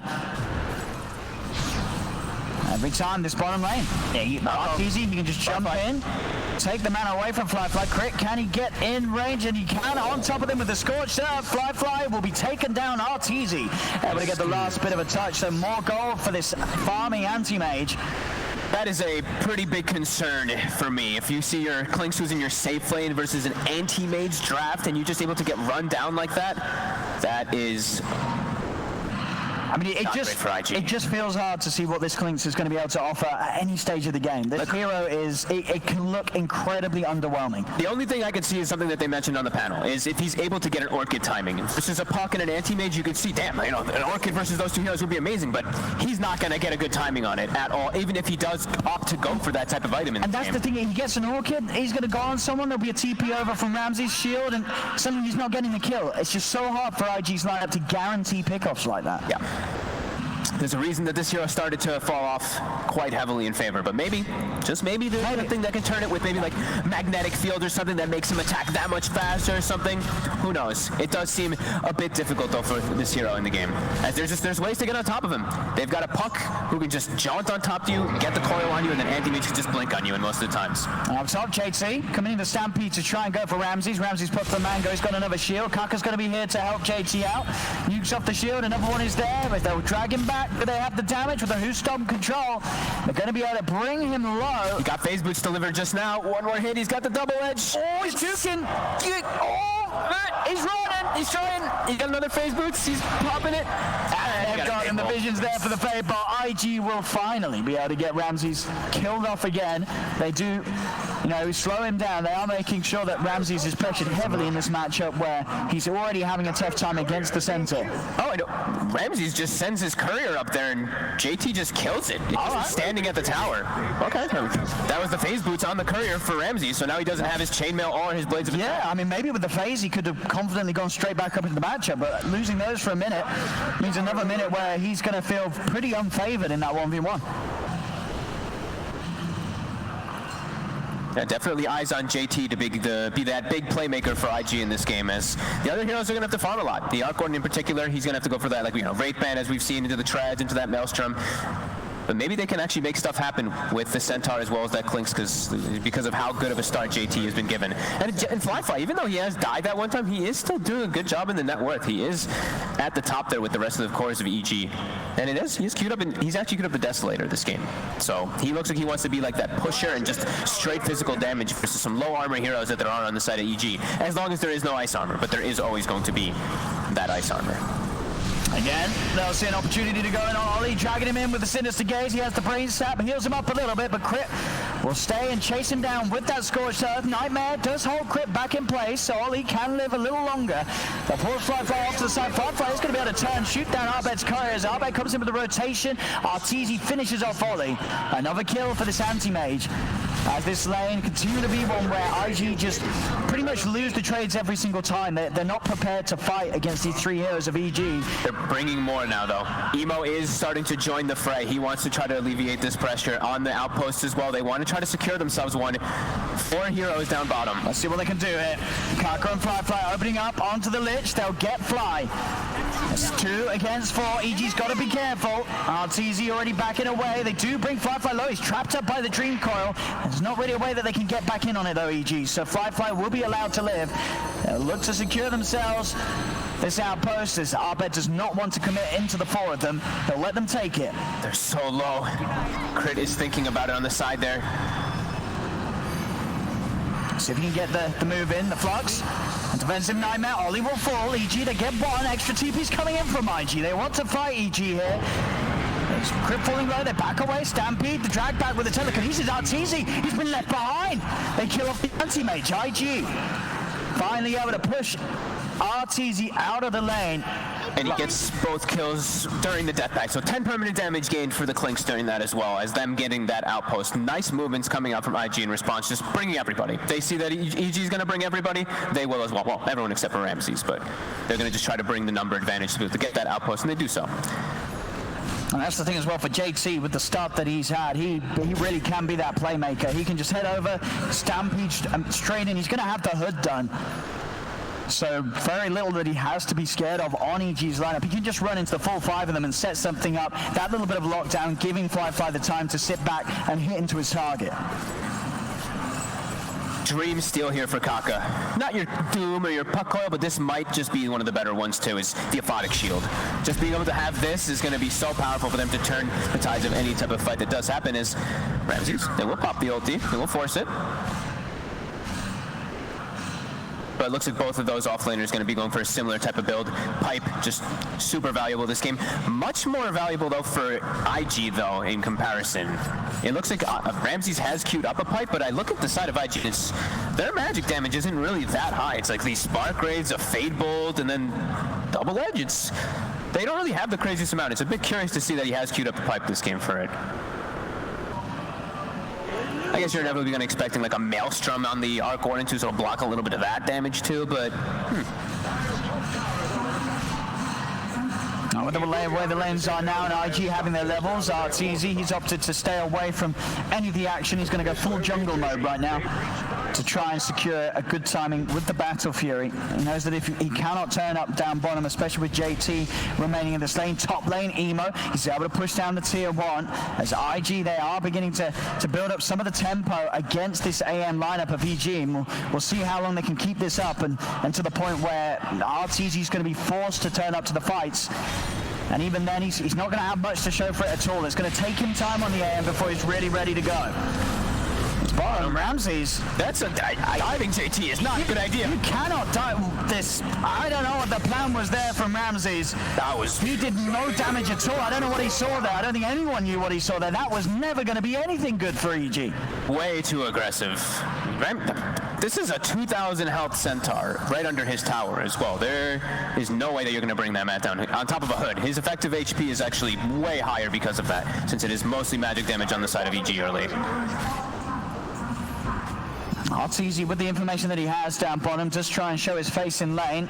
You know, is going to leave the area, just leaving the double to push out. Timing for Fly 1K away from the full Deso. He's gonna have a pretty good timing on it, and he will be able to look and hunt for Arteezy, the anti-mage, who's just going to be sitting in the jungle trying to farm up a Battle Fury. He's very at risk of dying to a quick rotation from a Clinks. If he blinks on top of that Clinks, he'll just die pretty much immediately when he jumps out of that invis on the Clinks with that increased attack speed. Another grab of the shield.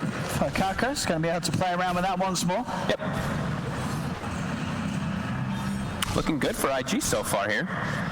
Yeah, they've opened this up very well. And Ramses again, he stepped up far. He has got the borrowed time. They will have the Stampede to chase him though, as they look to pop the ult.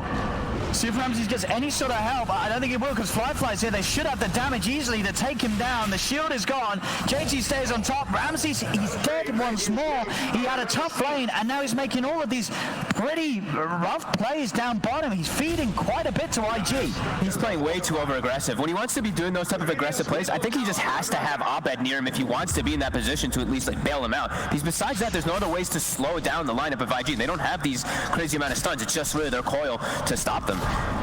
Yeah, they're really starting to steamroll with this, and we see JT, he's got the hood, he's got it locked, as we always mention. You know, he locks it so then you break it after you use it and get that pipe finished up. So even tankier now on this Centaur, and the Clinks also was the one who gets, of course, more permanent damage with that last kill, so up to 15. He's scaling up. It's all working right now. It certainly is, and I mean, as you say, with that sort of damage building up that little extra, it is going to help them secure kills onto Arteezy once they are able to now start making moves into his jungle. As it goes so far, he's still being uninterrupted and will continue to be able to farm away and look towards that Battle Fury timing, but he's having to do it solely from the jungle. He cannot show himself in lanes, Arteezy.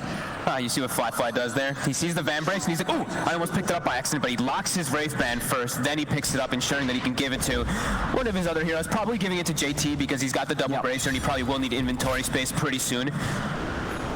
Yeah, JT would just kidding. Certainly be the right call. Oh, has he done himself? Yeah, locked it right away after I said that. No, I mean, they must have been having the discussion, otherwise there was no reason why he locked it. Absolutely. I guess JT made the call, says, I don't want it. You take it. In lane. Drag back. They don't quite have the damage. Still, though, he hits hard. Just seeing it Fly with this very quick Deso timing. This is what the plan was from IG. Get the Deso quickly, start to play aggressive. They do not want Arteezy to have the chance to play his anti-mage game. No, they can look to bring down all of the towers very quickly and also contest and go for a quick early Roche with this. And that's what they're going to do down here. With this magnetic field as well, it's going to make it that much faster. Extremely fast after EG. They can't contest this at all. This is looking a little worrisome. They're going to really need Abed to start making some plays here to make space for Arteezy, as it's really starting to battle through here. IG, they're really going to want to press the issue forward here. With this Deso, they can. They can look to just go for these tier 2s, just keep shrinking the map. I mean, as I said, you know, at the start we were skeptical of the Clinks, and IG showing us exactly how it's done. Utilizing him for these early power advantage, making sure that he had this lane where he wasn't really slowing down Arteezy's farm that much, but he was still able to farm confidently himself, get this good timing on the Deso, and, you know, Clinks with the Deso this timing, he's going to be able to do so much more than an anti-mage with just a Battle Fury. Yeah, you heard how hesitant, like, how reluctant that the panel even was when they saw that anti-mage pick. They're like, ooh, this could actually give IG a big window to make these aggressive moves, and that's exactly what's happened. The AM is not going to be able to get involved, which makes everybody else on the side of EG just play more passive. Blink Dagger on JT too, so now they've got a lot of catch and go. They can definitely look to start hunting down Arteezy. I mean, maybe they won't even care about Arteezy. If they can just push lanes, kill other heroes, take tier 2s, pressure the high ground, force Arteezy to turn up to the fights, the game's still going to play out very nicely for IG at this tempo. Yeah, that's likely to be the case. That what they're going to do. Ramses just pops the ult. Doesn't want any funny business. We'll get out of there. Yeah, yeah, just turn the pace up. Once you start knocking on high ground, which they can do very early with this draft, just force RTZ back, force EG into uncomfortable positions. Here they go. Another tower, 17 minutes in, they're approaching high ground, IG. EG's going to have to respond. RTZ is not ready as the anti-mage to turn up for this, so EG, they're going to have to do this as a 4 versus 5 maximum. They thankfully have at least a flash shield to slow them down. Ramses, as soon as he steps up, JT goes. It's trying to jump into the background for the burst, but Ramses is dead. Still cooldown. It wasn't there. It wasn't back up yet. Ramses just feeding his life away once again. This tier 3 is falling low. Abed trying his best to keep them off it. He's going to pop the Dream Core down. They do have a very low clinks among their midst, but there's no follow-up. Fly is fine. He'll step back in, heal himself up, looking to try and finish up this tower. He's getting nuked low, but with the Aegis, he doesn't really care, even if he's taken down the once, and he won't even need to use it yet. IG's able to play it safe, back away. They've already done so much damage to that tier 3. One more push in, and they'll be able to finish it off. Finish it off. It's just an attempt to stall by EG there, but great recognition. I think it was JT who must have made that call, because he was pinging, he was saying, like, in the chat, you see Abaddon is missing, Abaddon is missing. He was saying probably Abaddon's ult is on cooldown still. If he shows his face, we're immediately jumping him. It's exactly what they did. Great heads up play. EG, they need more time. RTZ, he needs a lot more time. At least needs the Manta before he can stand a chance turning up. And even then, he's still, you're looking for the item after that before he's actually ready to present himself and be some sort of a threat to IG's heroes. I think he might have to get involved with the Manta though in this game. Like, it's still pretty strong for him just to be able to show up with down because he's that much tankier. Doesn't have to worry about, like, there's not like any other things that he really has to worry about. He has a lot of protection. He has a shield as well that can guard him, and he has the ice armor that's going to be coming out from crit. Doesn't want to let IG just have free reign around the map, which they are starting to really have. I mean, they're moving up here. Eyes on crit. They'll lift him up. And they'll take him down. Fly. With these early items, he is doing the damage. The armor means nothing at all against him because of this lead he has. And he's starting to queue up an item that allows him to deal with an anti-mage, be it get to that stage. A Hex. I mean, they're already going to have one of the pieces for it pretty soon on that Clinks. This really some next level stuff from IG. This Clinks pick, it's working perfectly. They had a plan, and it's so far going incredibly smoothly for IG. 20 minutes in, EG they're still not ready to turn things around. They went all in on this anti-mage pick. Yep, and they went for, it's also like with this pipe on Ramses, it just doesn't feel very good this game versus IG's draft. They're not spell damage really this game. They are physical damage for the most part in the draft. This doesn't feel like it actually does a whole lot here. It's Emo. They do lose the Arc Warden. Abed able to take him down. Did have a double damage rune, I believe, on the puck, so had enough punch to bring him out. Does now hit the 15. He's got the phase shift attack. He's going to jump in, see if they can catch maybe more out of this. As IG now on the retreat. Not really any further lockdown. Their only real stun / control is going to be coming from Abed with that Dream Coil, but that's a big kill. It punches him all the way up to level 15 as well, and he went for the 30 damage talent on the puck this time around. So he's going to be going for that physical. Oh my god, crit.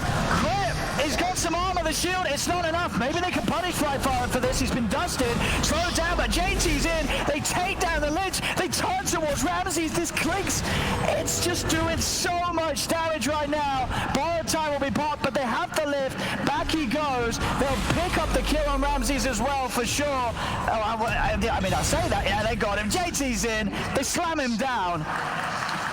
And EG, they are just not ready for this these offensive plays from IG.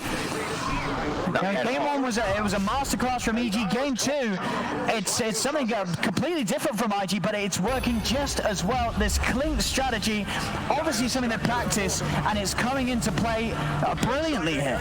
Yeah, he's already got the 35 permanent damage now. He has the ulti orb as well finished up. Aegis does get reclaimed, but they're making all the right moves. They are snowballing out of control. How are we doing on that Manta? It's still about 1,000 gold short. I really do think RTZ's going to have to show up with that one. He is creeping toward that top net worth, so it does look like he is going to at least be able to claim that #1 net worth in this game. Just what's he going to be able to make of it? He's got to get on top of this Clinks. They cannot let Flyfly get the damage out. They've got to some way find a way to stop this Clinks from just shooting out so much damage. And they do have ways to get on top of them. Both RTZ and Abed can get in, blinking forward, jumping forward with the orb to close that gap. And also Crit now. Crit does have the Blink Dagger finished up. So that's also a pretty big one there for them to just simultaneously jump him. Because as much as this Clinks hurts, he still is relatively glass cannon. Sure, he gets a bit of a burst of HP with the buff.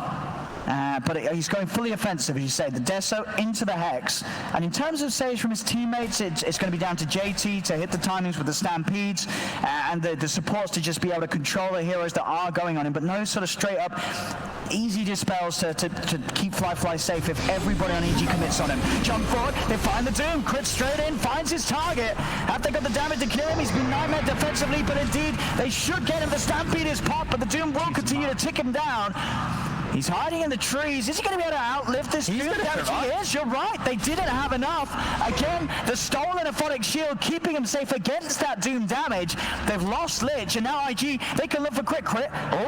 Blinks down. No way. Anything to cancel him? Yes, there is. They've got the Nightmare. Ollie has the Vision, and IG continue to get kill after kill. 14-5 now, 6k lead. EG's best attempts, they're put to a stop. Kaka, every time in these fights, the shield, it's always there for him. He's going to have that save. I said he didn't have the dispel, he didn't have the save. I mean, I forgot about the fact that Kaka, he's pretty much had a Aphotic Shield the whole game. You're always going to get it, right? You're either going to get the shield or the heal coming out from Ramses. You're very rarely to get borrowed time unless he literally actively pops in and runs into you while they're making that type of play. Great heads-up play by Kaka going for that there. And that was Chain Frost, that was a Puck Coil, and a Doom thrown onto a Clinks, a hero that you would imagine would die from that, but more than prepared. And also, you know, the Pipe Order as well as the Activatable did protect him a lot as well. IG were prepared for that one. EG probably thought that they could just get that freebie, but all of IG's heroes were in the vicinity. On top, Ramses. It's a nightmare setup on Ramses. Is there any help coming through him? I don't think there will be. He has borrowed time. It's got a fair bit of movement speed, but again, another Nightmare. They just continue to play around. Abed's Hex is the back in a walk. Fly kills him off. The Hex reveal warrants a huge kill for IG as Abed is gone. Ramses will fall again. As they are hitting back so hard. Game one, IG looked absolutely lost, but they come into this game two, and they're just giving EG a taste of their own medicine. They are destroying them in these first 25 minutes. With their own unique strategy, which is always the funnest to see. 45 bonus damage now built up. Arteezy. They know that this is now available though, that has. They got any follow control already in the matter of Fly burn, so Fly cannot stay on top of them. He also has the ice armor on him right now too, so he is that much more, that much tankier to deal with that minus armor that comes from that Desolator as well as that Death Pact. So he's gonna be able to get out, but it's a scare. Like this Hex so early on, we saw Abed just died almost instantly because of it. I think most of the heroes really will. It's just, Arteezy, it takes a little more work to bring down as he continues to be very fun. The question is, is this still a game where you say IG, they've certainly got to keep their pressure up because can an anti-mage carry this game for EG? He needs a lot more. Right now, it's really not looking like it. There's just a lot of control coming out of the side of IG to deal with him. He's going to be going for an Iascati build, which is very good versus these ranged carries, as we know, since it affects ranged heroes more when you do get on top of them. But you do have to look at the side of IG, and there is an overwhelming amount of control. They have Bane, they have Rubik, they have a Hex on this Clinks, they have the Centaur, and even could potentially get even more type of disables to deal with this anti-mage. It is looking a bit difficult for Arteezy to really solo carry this game, as he effectively is. It is now a 4-protect 1. But Abed is also going for a carry build. He's recognizing that he probably doesn't think that Arteezy can do it by himself. He's got the Blink Desolator and he's got a Daedalus queued up on Abed, so he's probably realizing, this anti-mage is not looking likely to be able to carry it by himself. Yeah, they need every bit of damage they can. We already saw, last time when they committed even the ultimates onto the Clinks, it's not enough. They have to have some sort of additional punch to bring Fly down. But the maneuvers, the movements across the map from IG have just been in a way that they can never really get to the Clinks. Yep. They actually find themselves a really, really good neutral item on the side of IG. In this game, it's the Mindbreaker. Versus that AM, versus the Puck. This is something that can really catch these heroes off guard. Even versus Abaddon, too. Like, the silence can really just mess with your game plan. We do see it was JT who's carrying it. So it's a bit of an unorthodox hero who is carrying it, but they can definitely make a lot of use of this item. Still just buying time for Arteezy. Scotty, 2,000 gold away. Can't believe JT's actually just keeping up in farm with him still. We saw RTZ came, claim that top net worth for a second, but this Centaur, JT having a flawless game. 5-0-6, 200 last hits from the laning phase to the mid game. It's been everywhere for this IG squad. Taka very boldly walking up. He's going to lift back. Onto Crit, they will jump forward, onto Firefly, there's the stop, JT's got the control, they've lost him, Crit buys back straight away, Chain Force out, RTZ separates himself, he's ready to blink him, but he's actually held back by the Nightmare, RTZ's been played around with, let's get the Mantra to jump away, they've lost Fly, and Firefly, he's pushing Ramses back, IG are not done yet, they're looking to see if they can get anything more out of this. RTZ is actually pretty lucky that the shield popped, because I think he was about to get Fiend's gripped. Bottom, Ramses. Do they want to dive for this? Yep, they do. JT's in. Another stomp. And Ramses, he's hexed. He's falling low, gets the shield out in time. Firefly is committing very deep for this kill. He will get it. And he'll be able to back off as well. They just don't have the catch. Here's RTZ trying to believe TP back, but Ollie, he cancels the TP. The Nightmare into the Fiend's grip. Emo's in. Is it enough damage to kill off the AM? It is. Emo gets the kill. Ollie with the perfect controls. I believe RTZ was just blindly TPing back. He didn't expect the Bane to be on top of him. Ollie's got a read for him for sure. In the river, honestly, like I was saying, RTZ was pretty lucky that Kaka's shield popped because it woke him up from the enfeeble. He was about to get Fiend's gripped in the river there and most likely die as well, but doesn't matter. IG finds him anyway. 12,000 gold lead. Now picking up even more items. They're preparing for the later stages, and MKB's already done on this arc. And a quiver, sure. I mean, this game really does feel like it's stepping closer and closer to the impossible territory for EG if it's not already there. This 20-5 they're down, 11k lead for IG. Only RTZ with some sort of semblance of farm. Sure, it takes a little bit of time to kill him, but they can kill him, and they're just not scared of this anti-mage at all with how big all three of IG's cores are. Yeah, he can't even go for sticking on a target and killing them because he's gone for this Scotty. He's going to be going for, he's not going to have it, but he's going to be going for this Scotty build, not a Basher build. So he can't just go for kills on anybody as Kurt. I mean, he gave his life to make sure that EG did have an outpost before the 30-minute mark. So considering things, not a terrible trade for him with how far behind EG are, but obviously nothing that's going to be taking them a step forward to getting back in the lead this game.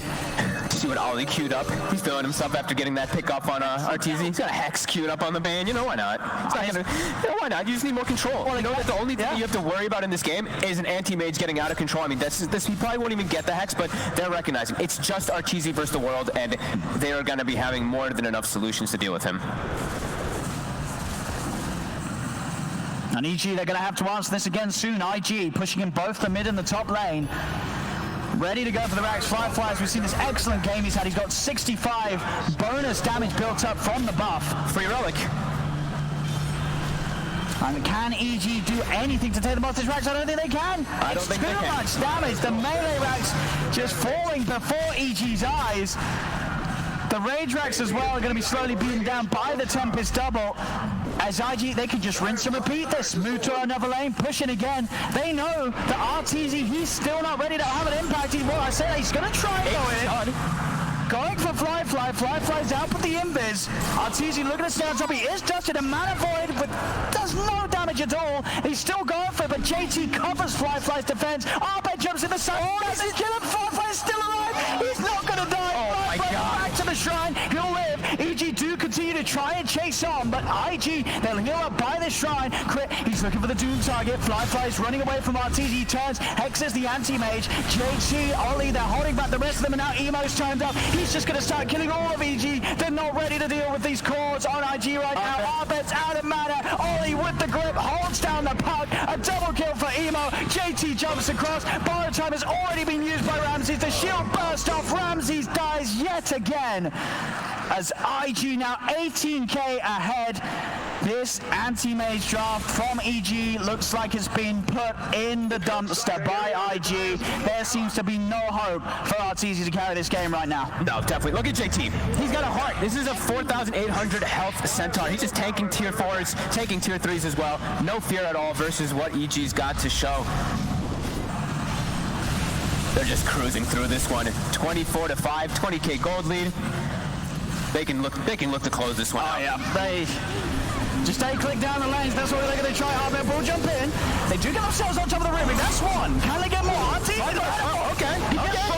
Arteezy's turned up. This could be the fight for EG to turn things around. Doom down onto Emo. There'll be a buyback from Fry. He knows this is a great fight for EG. They will. They'll bring down Emo. Double kill for Arteezy. Now he's on Ollie can't do it. It's a triple kill for Artur. And they're not done yet. They go over to Horse JT's side and pull back. Arteezy, he is ready to carry EG as the Centaur falls. And at the point of the game where it looked like it was over, it looked like this AM draft had been entirely destroyed by IG. EG, they team wipe Invictus Gaming. They're pushing down the lanes. JT and Emo do not have buyback. They're dead for a full minute. Did I just curse them?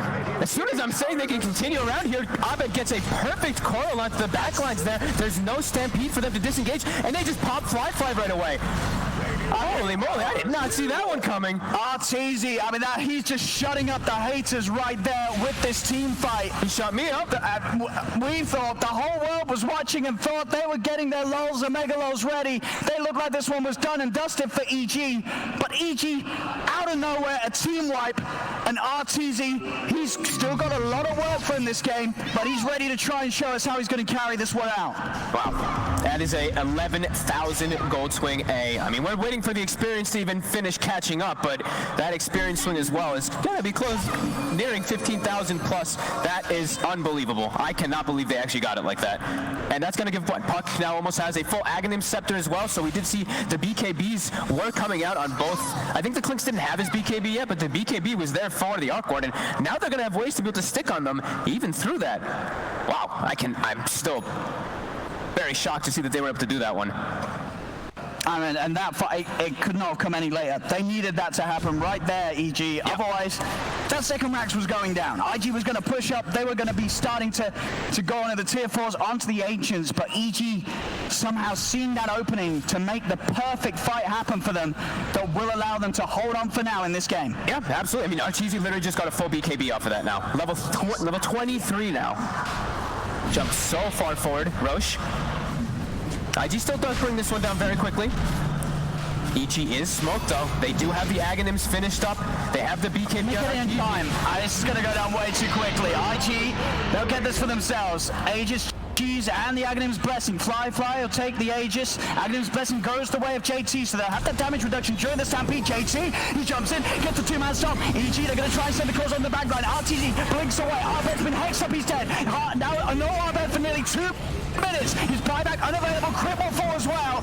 EG, they've got to be careful. This is a painful 100 seconds without their puck. Arteezy's got to make moves, and he's got to make moves now. Goes in on the Fly, pops the BKB, but Ollie, he goes for the grip. Fly cancels, able to pull back the Sinister Gaze. Arteezy moves over to Kaka. Kaka is gone. Arteezy blinks out. He's got to stay back. Buyback from Kaka. IG know that they've got the advantage. They know that they've still got this long duration where Arbet is not going to be able to turn up to the fight. Arteezy jumps back in into Ollie. And he's Fly does kill Fly. Ramsey's trying to draw the attention away from the rest of them, and it will cost him his life. Ramsey's is slowly but surely they take him out. That is now Ramsey's gone as well for 90. Their buybacks on cooldown after that last play. It's all on Arteezy now. He's the only one alive. And his base is starting to get pushed by these creeps. Double catapults taking out the tier 4. He's got to back up for those. And we saw the way JT started that fight. Did you see that? They were smoked, but the Spark Wraith, I believe, hit one of the heroes that was smoked, and he just jumped in super ambitiously, able to connect with a nice two-man stun. And Abed, like you said, Abed jumps in, insta-hexed. He did not get anything off. And they'll take a second max. I mean, JT, he's on to pressuring the tier 4. They have a fortification. EG will have another fight in them. It's just 20 seconds now before Arbet and Fly are back in. But already JT, he's actually up for the jump. He's found the connection onto Arteezy into the hex. Arteezy in trouble. They're falling over. Arteezy is dead. JT with the setup, and that will be the game over. IG, they shot Arteezy back down. EG, they had that one fight. It was not enough. IG were too far ahead. There was no further opportunities. I thought they'd be nice, IG, you know. They're like, oh, well, look at this poor old AM. AM. We'll let him have a bit of glory, then we'll get back to cruising right over him and the rest of his teammates. IG, the Clink strat worked out great. The AM strat, it did not. I don't think we're seeing that anti-mage again. No, I think it was just way too greedy to be able to put inside of this draft, and I think the way they set up their lanes was really nice for IG. They had the three range heroes bottom with that death pack that comes in, that little minus armor that comes out too. But I think that ice armor started to turn the tides, of course, but overall in the game, I think IG just got way too much. JT was an absolute...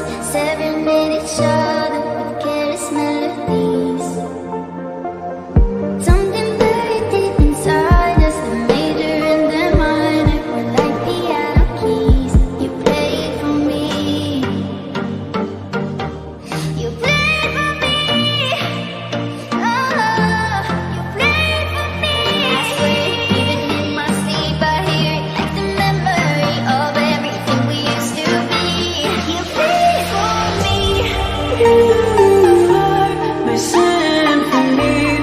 By your side, we are unity. You are my energy, my guiding light. We are unity.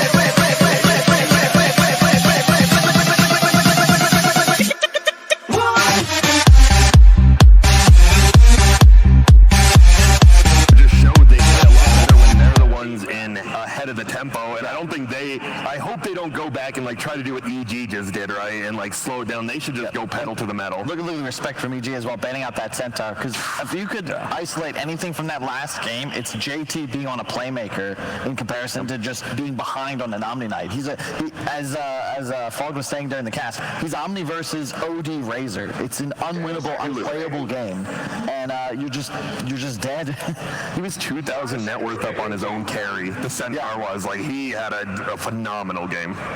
EG are still a bit concerned about it though. They banned it regardless. I do want to say that on the topic of last game, I don't think EG need to make too many adjustments. I liked a lot of their draft. I don't think necessarily that all the way until the end that they were in major trouble. I think, sometimes you drop the ball, maybe something in the game happened that they weren't expecting, and they still would have, if we asked them on the spot and we're like, was AIM a bad pick, they might say, no, it wasn't. We just messed up. Ball just died 3 times in lane, like it's possible that other things in that game went wrong, and we just get to have the easy conclusion of AM sucks. We look from above, right? So I want Arteezy on a hero that buys a BKB, preferably second or third item, right? The Razor did just that.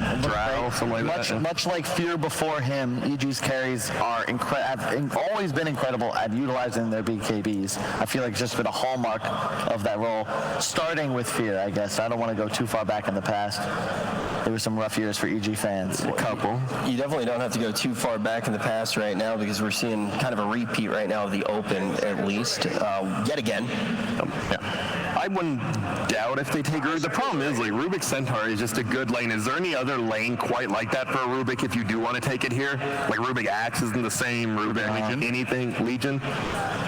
Rubik Legion. I could see a Legion commander, but I'm not sure I like it as much, especially because, you could go Lich Legion, I suppose, but it's a very different relationship picking LC versus Centaur into an expected Lich. Second pick from EG. And keep in mind, once again, IG will have overall last pick in this draft. Gotta be careful, especially in a game like this. You're against Abed. You always want that last pick so he can't hit you with the meepo. I like Lich Legion. Sounds good to me. Any other offlaners that stand out? Oh, we won't have to wait long. There's the Legion. Nice call. Sky? Okay. The combo. That's the other one that they've been running on Kaka when they have the Legion Commander. I think maybe they were talking about picking the Lich, and they're like, if we do that, we will not get our Skywrath. Yeah. So they consider this a more important hero to grab. And this also kind of removes the pressure from the LC to actually successfully win duels.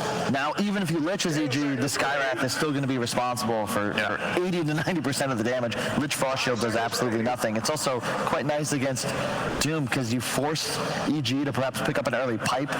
Last game, it was Ramses on the Abaddon who did that. Not sure if I liked that decision, as it really just crippled his ability to accelerate the game. But now you certainly are going to need one up against a Sky. Rushing a Glimmer Cape also necessary, although it's not as effective because the duel forces you to attack, thus breaking the invis and removing the magic resist. I feel like they're thinking about Tiny here, but they might just go with Lich. I'd go Tiny, 100%. I like Tiny more. On my team, I pick Tiny. That's like, because it is like kind of this weird kind of save against the Legion Scarlet, and it gives him a playmaker, and we always say, crit on a playmaker equals a better game. Oh. Okay, that was banned out second phase by IG, right? I think so. When they've had Legion, they've been banning this hero. And I like this. This is one of those heroes for Arteezy. The new style is much more of a fighting lifesteal. This isn't Midas Radiance any longer. It's early Maelstrom into the Halberd, but you can play a lot more aggressive, and it naturally gets him involved earlier in the game. I think this is ideal. It's also got not necessarily a BKB purchaser, but it's built in to the hero. And if a Legion jumps on you, you should be able to click your Q button before he clicks his R button. And then you won't die to the duel. That's a good point. Against the Skywrath, at least, unless they get something else. That's a couple of standout bans for IG right now. I think Lich has to be at the top of the list to still consider, even though you have Skywrath. There's just so much offensive capability for EG. Putting Ice Armor, or sorry, Frost Shield on Lifestealer makes him incredibly powerful. It's great for Doom to work around other options. Maybe Winter Wyvern could be a pick for EG, great against duel. You're playing into Skywrath's hand, but you can get a Glimmer Cape, and then all of a sudden you don't think IG would just take it third here? The Wyvern themselves? Yeah. Or Lich even. It's a possibility. I think Wyvern is a really good hero against Lifestealer, regardless of the new or old version. You just have a BKB piercing long duration stun. I wouldn't put it past them to get their Bane again, though. It worked very well last game. It's good against Doom and Lifestealer. They have laner too. I think tons of damage and grip. Thus far in the match, in this tournament, really, but specifically this series, feels like the laning phase kind of just determines who's going to win the game. I got to be worried about TA as well if I'm EG. Yeah, especially in the 22 pick spot. Has Emo been looking good on that? I would say yes, for the most part. I think he hasn't like super blown me away, but he's played it solidly enough that if it's a good pick, they can go for it. Yeah, he plays a little different than most, where he rotates a lot more. While other TAs will go back to the jungle, he plays a more aggressive style where instead of going to the jungle, he goes to another lane to either steal their jungler or just kill him, which I do like. Not just Emo, he's just aggressive. That's similar to how he's playing Arc Warden, right? Every year, yeah, every other player. So he's definitely like a much different mid player than a lot of the, like almost all of them at this tournament. Man, they're using all of their time. For the ban as well. And they're not even banning the pick right here, Okay. Lifestealer Doom, yeah, you kind of have to, I guess. Fair enough. And it's also not really understood just what Razor's power level is at right now, because we've only seen him twice in the main stage. He won both games pretty handily, and I'd be afraid of that. Or I in EG's spot as well. Now the coveted ban to pick for IG, as you said, I think you can ban one support, pick the other, or just grab the one you'd like, take out a core.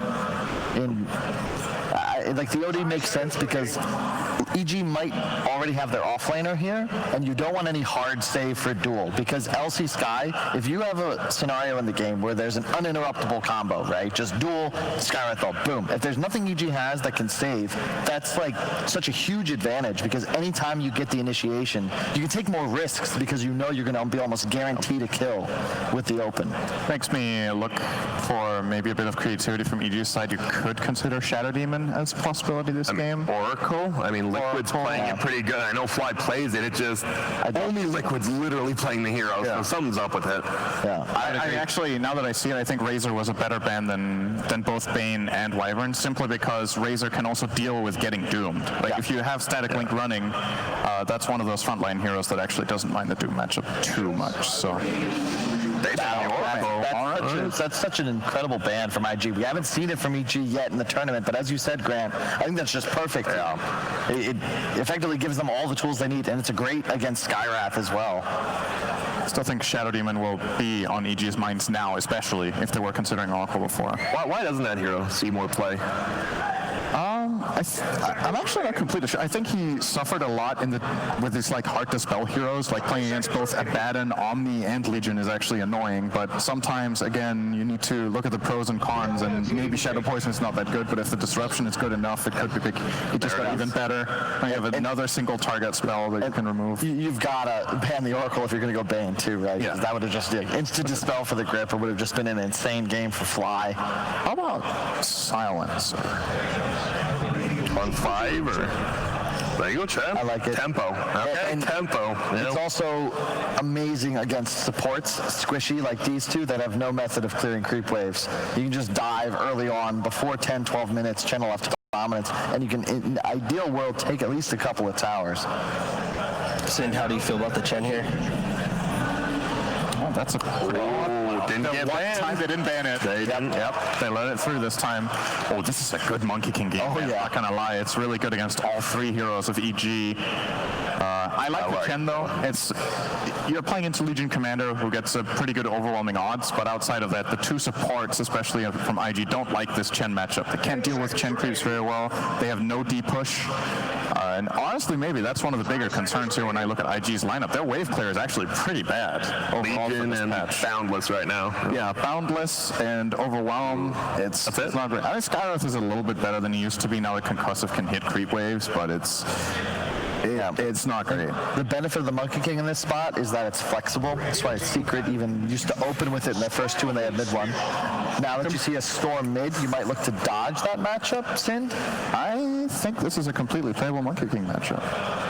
In the past, Monkey King won this match, this lane matchup. I don't know if it's that way anymore. I think you're going to see Sky a lot mid too, which is going to cripple this Storm Spirit. So the way it used to go is that Monkey King plays super aggressive from level 1. Like he's in Storm's face and he can dodge one static remnant with Mischief. It's relatively easy to time if you're familiar with the matchup. Which he should be. Yeah, and I think some Monkey Kings were even buying Orb of Venom and they start the links to just running at him. You know, play on his hill, force him out and take free CS.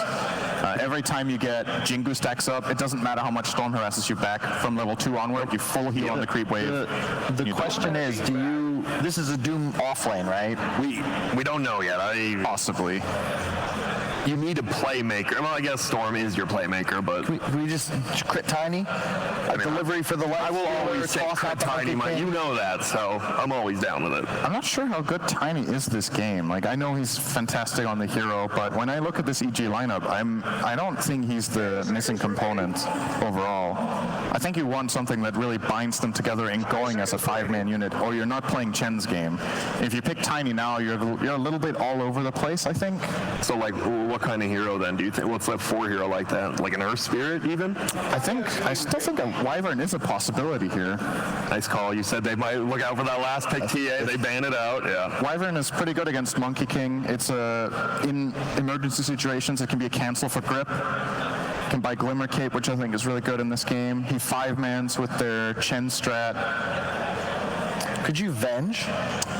Also a possibility. I also like that more than Tiny overall in this game. I'd agree. Just like you already have your win conditions, right? You don't need anything crazy. Just try and ensure that your cores have a good time. A 4 Venge?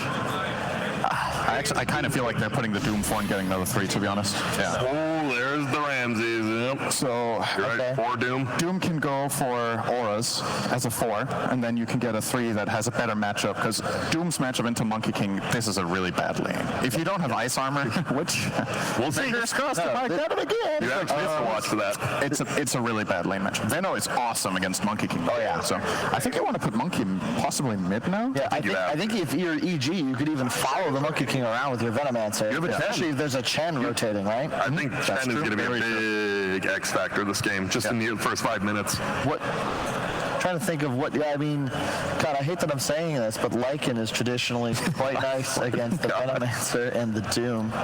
He would also be good this game, but nobody likes it, so we will not be seeing that here. And I think because Flyfly's definitely probably playing the Monkey King, I doubt Emo has much experience, right? I think that's like one of the few heroes I'm like, I don't think Emo plays, so it's tough.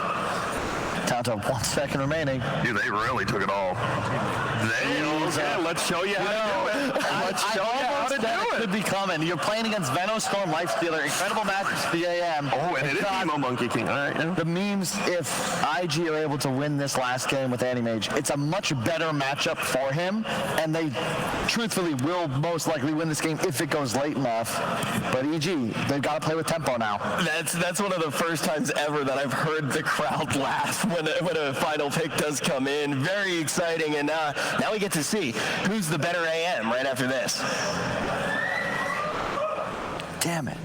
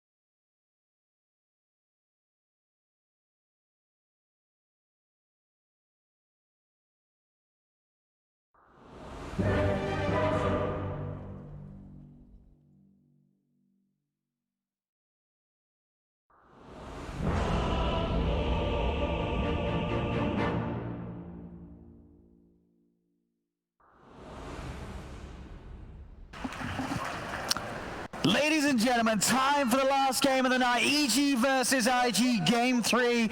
And let's hope it's a good one. We're certainly going to have some entertainment, that's for sure. This final pick from IG, they're picking the anti-mage. And you got to be honest, it's against the better, it's against the Storm. These are two heroes that the AM can be pretty darn strong against. It's been in the past. It's been traditionally always looked as the the Venomancer counter as well, because you don't really provide any type of disable. You don't really care if you're guild because you have that blink. Of course, versus the Storm is the very obvious one. And even versus Lifestealer, if you can get to the later stages, you will be able to carry the game. This could work. I mean, that is the question, though. Are they going to be able to get to the later stages?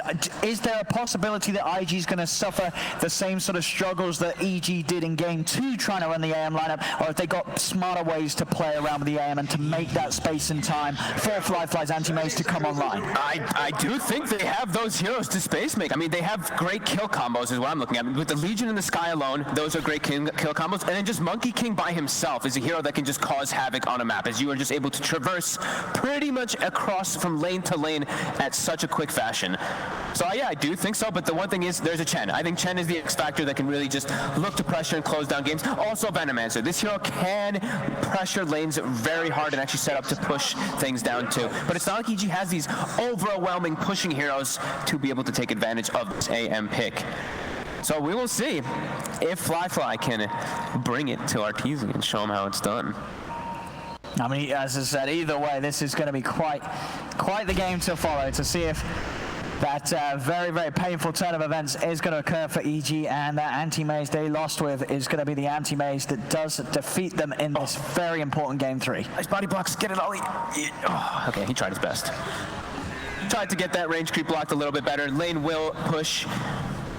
Now, because of this, actually, it's going to probably stay the same a little bit, because Crit, you see what he's doing, actually, he's cutting the wave already, anticipating that IG will set up their supports at this, because of how they did the last game, right? The way they tried lane secured right at the start versus the first wave, he's ensuring he can double up a wave so that Ramses can at least get something out of this bottom lane.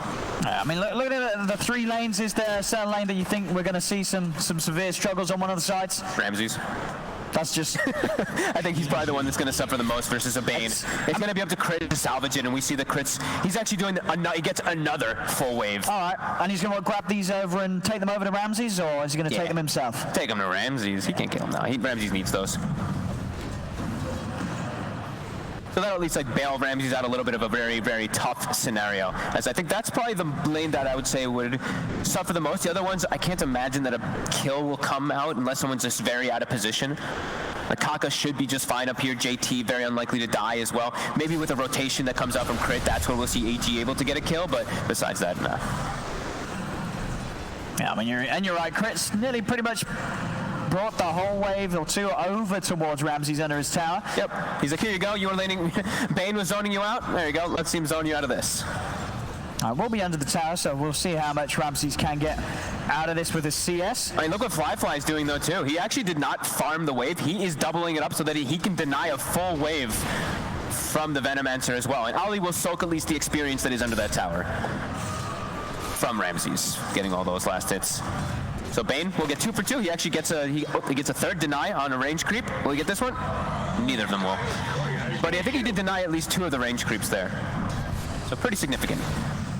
All right, top lane. Kaka was able to get Arteezy's carry. Arteezy does still have regen out on him, though. 3 tangos, and a salve that he will just go through right now. Oh, that's just mean in the middle lane. Crit just comes over and he's like, hey, you want to hit the Storm Spirit? Well, now he's got ice armor. So if you do hit him, he's going to hit you back more times and you won't get nearly as much out of it. That's just rude. JT. I mean, both him, JT and Kaka are getting harassed pretty heavily by the duo of EG. Lane. The matchup so far incredibly even. It couldn't be any closer. 14 for 3 on Emo compared to 14 for 2 on Arbed Storm. Hey, very nicely done by Abed. I like that he goes for the level in the Electric Vortex as well, having that to kind of pull the Monkey King away from actually just getting those Jingu stacks on you all the time, because otherwise that's when you see the Monkey King really take advantage of that lane. Also, the Ice Armor, as I mentioned, will help Abed quite a lot to keep it even. Otherwise, Monkey King likes this lane still quite a bit. Yeah, and really the overall story of the lanes, the mids, the carries, they're farming, but the 2 offlaners, they are struggling.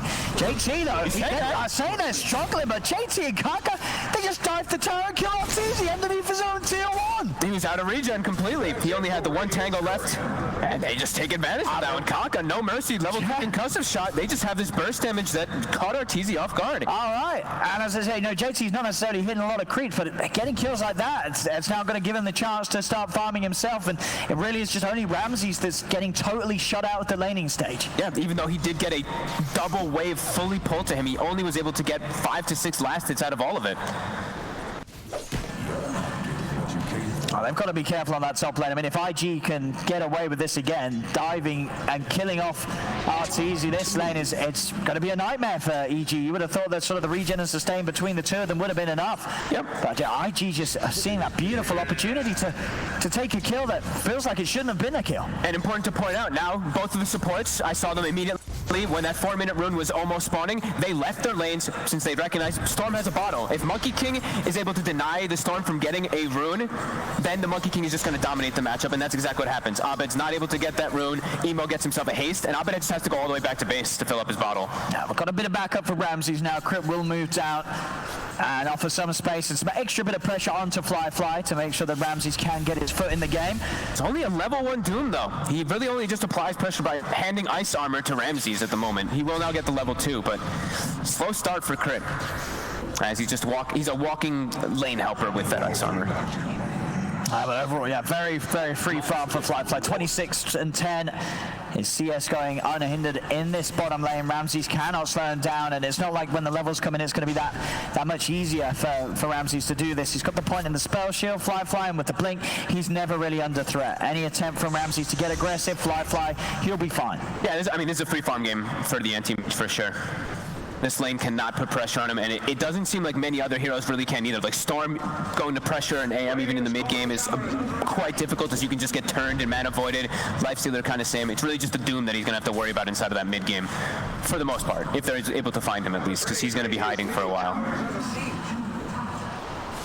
Now Fly doing his best to try and keep the pressure off Arteezy. Arteezy with the chainmail and the ring of protection. He's got that extra bit of armor to start things off now. So a little harder for JT to harass him down, and with the levels now just creeping in for the lifesteal, it's going to be unlikely that IG between the two of those will get away with diving and killing Arteezy just between the two. They're going to need some backup if they want to go again. Look at this again. They go for the runes. They find themselves an infinite rune on Kaka. There is a sentry ward in the lane. He also does not have he doesn't have the silence, but now he does it 4. But Abed's, he's looking right at him. He's going to see it. And he's got the 6. He's also got Crypt behind him. So maybe they themselves can punish Kaka for this one. But actually, Kaka is in instant with the Ancient Seals. There's no chance for a grab at Abed. He's going to end up taking a lot of damage for this one.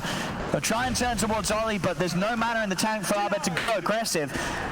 Very, very instant reactions there from Kaka. As soon as he sees the Storm go in, he knows there's a sentry down and they've got eyes on him. Yep. I love how they're checking the runes, though. I think this is something that's it's pretty basic a lot of the times when you see like, oh, enemy mid laner has a bottle and I don't. Like, you want your supports to do it, but the way they're doing, they know their side lanes are safe. Anti-mage is at no risk of dying, and Legion Commander should be at no risk of dying because you can just press the attack off the open wounds if they ever make an aggressive move. So excellent move by the two supports on the side of IG in these first 6 minutes.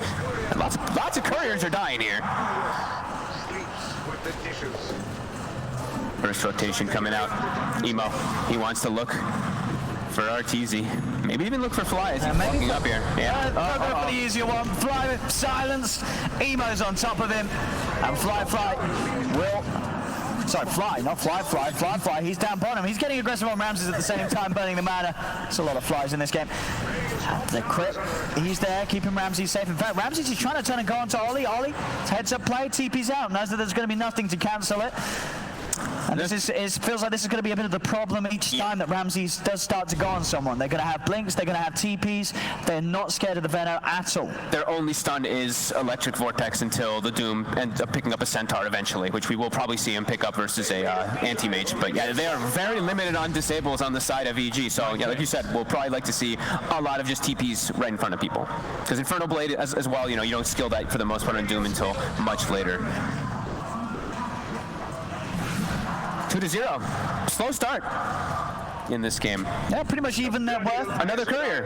JT, he watches it deliver the item to RTZ, and it does. Abed's courier. It's going to try for the solo kill here. Quit's going to be over to help some onto Ollie, but Ollie, he gets the nightmare and the brain snap. Ollie is still alive, and now with the silence, Abed, he's only going to have a little bit mana for one more zip. Is it enough? He's looking for Ollie. Ollie's into the trees. They do have the damage to get it. The burst is enough, but now EG, they may lose heroes for this. Emo stays on top of Crit, jump forward from Fly, boundless strike to stop Fly from being able to get over to help Crit. And maybe because of that, they won't get any of the kills, because now EG, they've got the numbers. Ramses is moved over from bottom, turns towards Emo. Emo's trying to run. Abed zips in. Abed hasn't got the mana he has. He gets it. He'll kill off Emo. But now Abed out of mana in trouble. JT's trying to run in to get the duel off Crit. He's going to look for the body box, stopping Abed from being dueled, but still JT, he pushes on, closes the gap. He has the duel to lock down Abed, and they will get the trade between the mid laners. And maybe IG's not done yet, because Ramses, he's been left on his own on the high ground. He'll force Kako away with the wards, but JT, Fly stay on top of them, and JT picks up the double kill. IG bringing in the forces. JT 2 kills and the bonus duel damage. Yeah, bringing the AM involved early. When you see the storm start to rotate like that, you're able to do so as well. He ends up losing a lot of health out of it, though. He's all the way down to 200 now when he's going to be laning bottom. So not the healthiest. And as you said, Emo does die in the midst of it all to that arcane rune. If Abed did not have an arcane rune, that would have been a completely different scenario. So Fly is low, but instantly with the splash shield, it doesn't matter though. They're able to click him down, and they're not done yet. Abed zipping over onto Ollie. Ollie's got the stick charges, but Abed, he's got one more burst. It's enough. Abed, another kill. That was such a good play. They saw the anti-mage go back. Like I said, he was down to like 200 HP. They used the Chen Divine Favor to bring the storm bottom and make that play. Yeah, excellent by Fly. Fly and Abed for sure. Incredibly greedy from Fly to go back to the lane like that and feel that he can rely just naturally on the Ring of Health regen to heal him back up.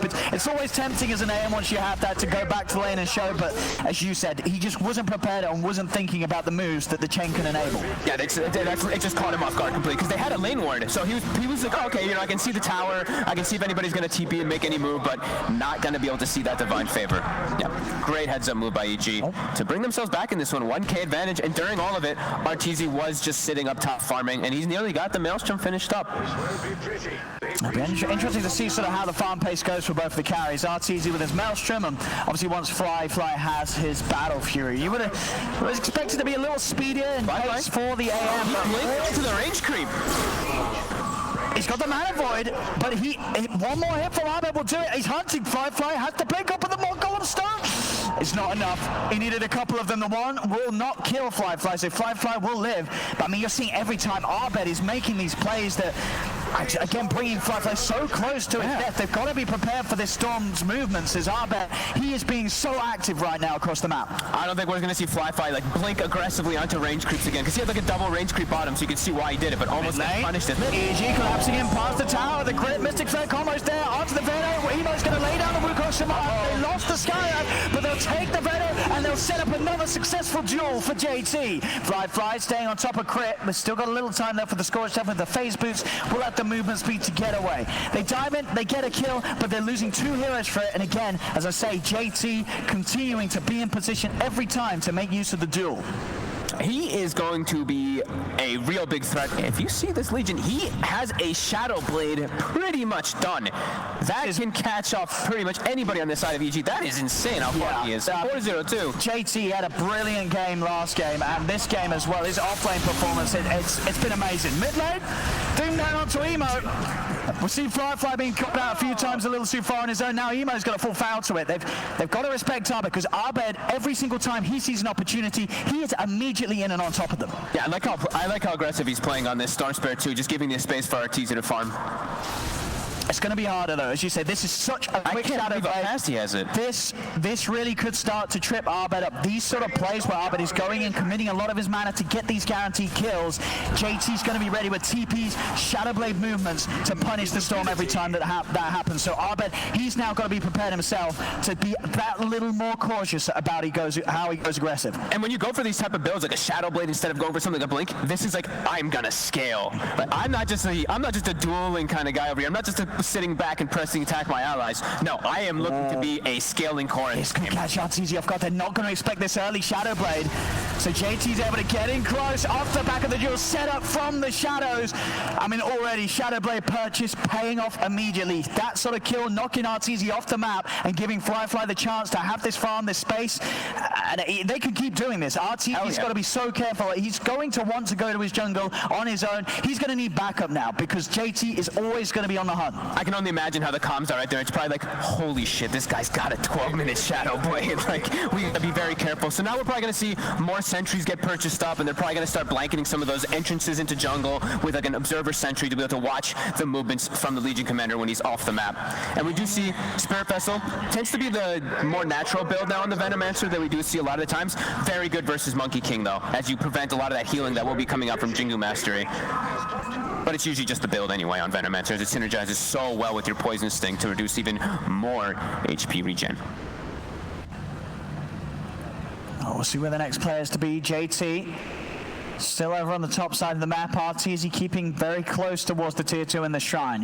He's got to be in position so that he knows that if he does get gone upon, there will be an opportunity for backup to TP in and help him. They've given him sentries. You see that. Actually, Ramsey's being the one to buy the sentries this time around, it looks like. RTZ's actually placed a sentry right in the middle of his jungle so that he can farm safely.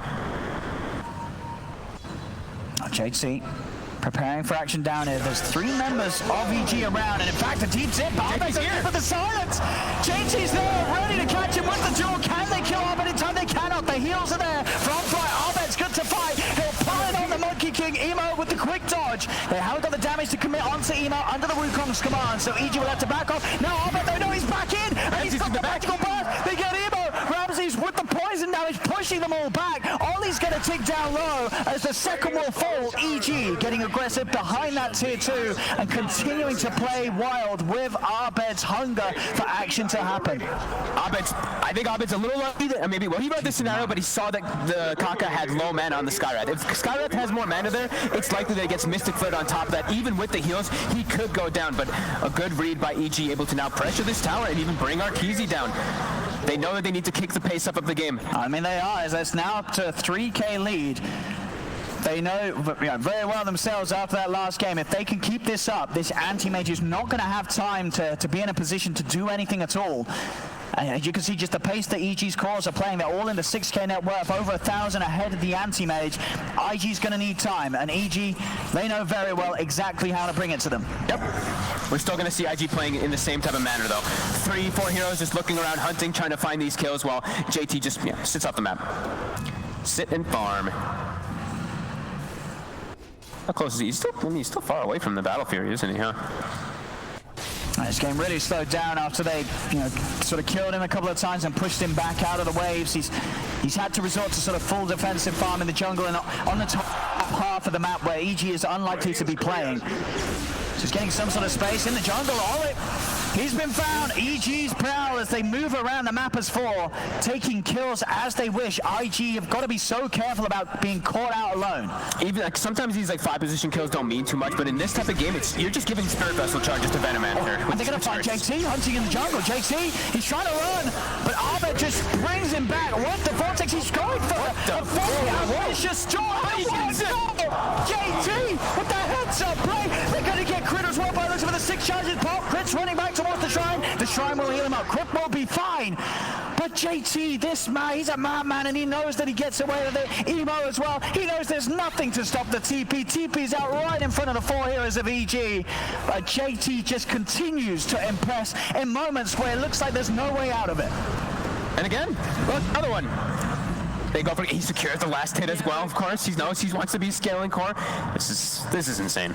He is. JT 5-0-4. He's been involved in every single kill that IG's got so far this game. As an offlaner, which is always impressive. And as a Legion, a hero that we've seen fall flat on her face in many games. But JT, he is making this hero look like the perfect pick this game for IG. Yep, and now they're looking for another move. The duel, it's back up. He's Shadow-Bladed. Ramses, don't get greedy for those range creeps. It's number 2.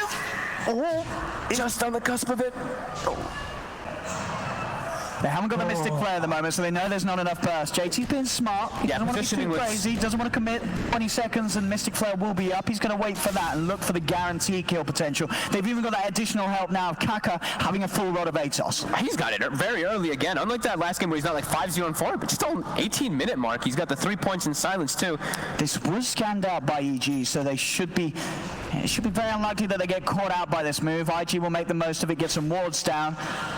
But EG knew that there was some action happening around this river area. RTZ is still going to start to head down to that bottom lane. He's got to be careful. We didn't mention, but it was pointed out by the observers, of course, that there was a Ring of Aquila picked up for Fly as he was pretty much picking up his battle Fury, so very fortunate for the anti-mage this game getting that. So he's got a little bit of bonus stats in comparison to Arteezy's AM in the last one, who didn't really get all these stat items. He has the Ironwood tree, he has the Ring of Aquila, so he is a little bit stronger and gonna be able to farm that jungle a lot faster. This is EG, they're trying for Roche, but it's gonna be pretty slow. It's going to take him a little bit of time. We'll see if IG catches wind of this. It doesn't look like it. IG split up. They're still hunting for sort of that pickup down bottom. It's very unexpected. Yeah, you don't expect it from this sort of lineup that EG has. They can obviously do it safely with the summons, with the wards, slowing down and kiting Roshan up. They're going to get away with it. They are. IG, I know, you can't blame IG for not checking this out. They do not expect this to happen as EG get it with a 4-5 and secure the Aegis for Abed. So now Abed, he can go back to his wild ways. He's got that second life to rely on. Yeah, he can play a lot riskier. We see him immediately jump toward top to try to set up something to start some type of havoc. And Emo's not getting out. Crit slams him down. Emo is gone. EG and Roshan, and a good kill. The creeps, they just walked by the bane there for a second. A little bit of miss micro, but now he will be able to catch up to him anyway. Centaur stop. Easy setup for Ali. Nice play by EG. What are we talking about? Very unexpected for a lineup like this to just be able to sneak into a Roche pit or just do a Roche at all. IG getting caught completely off guard of that one. IG just still continue to avoid the action. They know Fly really needs to have that item done on top of the Battle Fury before he can really turn up and get involved. He's pushing it on to the tier 2. Now they'll start to sweep back a little bit. They know it's likely that EG's going to come over and look for action. They don't really want to take the fight on EG's half of the map, especially when EG has that Aegis on Abed. It's go time now though for Crit. We see the Blink, I believe, is coming out on the Courier. He's got the Centaur, and he also has Doom available. So he can look to go hunt around for that anti-mage now. Since he has the long zip that will be coming from the storm, and as mentioned, the Aegis will allow this storm, allow Abed to really a lot more JT, and they've found him, or have they yet? They do pop the dust out, and they've no messing around for Crit. He drops the Doom, make sure that there's no way of playing his way out of there. As Abed and Crit, they have been hunting this whole game and finding kill after kill, keeping this lead for EG. Abed's, I cannot believe how aggressive Abed's playing in this game. 7-2-3 on a Storm Spirit when you're playing versus like Skywrath silences and an anti-mage who can just like jump in and mana void you. It's a very heads-up play from him how aggressive he really is playing. And look at this immediately. He TP's to top. He's Emo. He wants the Monkey King. Emo. He's trying to go for the Wukong figure. Abed's just got so much magical burst. He's just outplaying him. It's 8-2-3. Bottom lane, Ramsey's will be gone, and Hand of God's popped, and Ramsey's in the tree. He's fine, and now IG, they're in trouble down here as well. Jump forward for Crit. They'll kill Kaka. As EG 40-9, 7k lead. At this game, it's slowly falling into similar territory that EG suffered with in game 2 with their own anti-mage pick.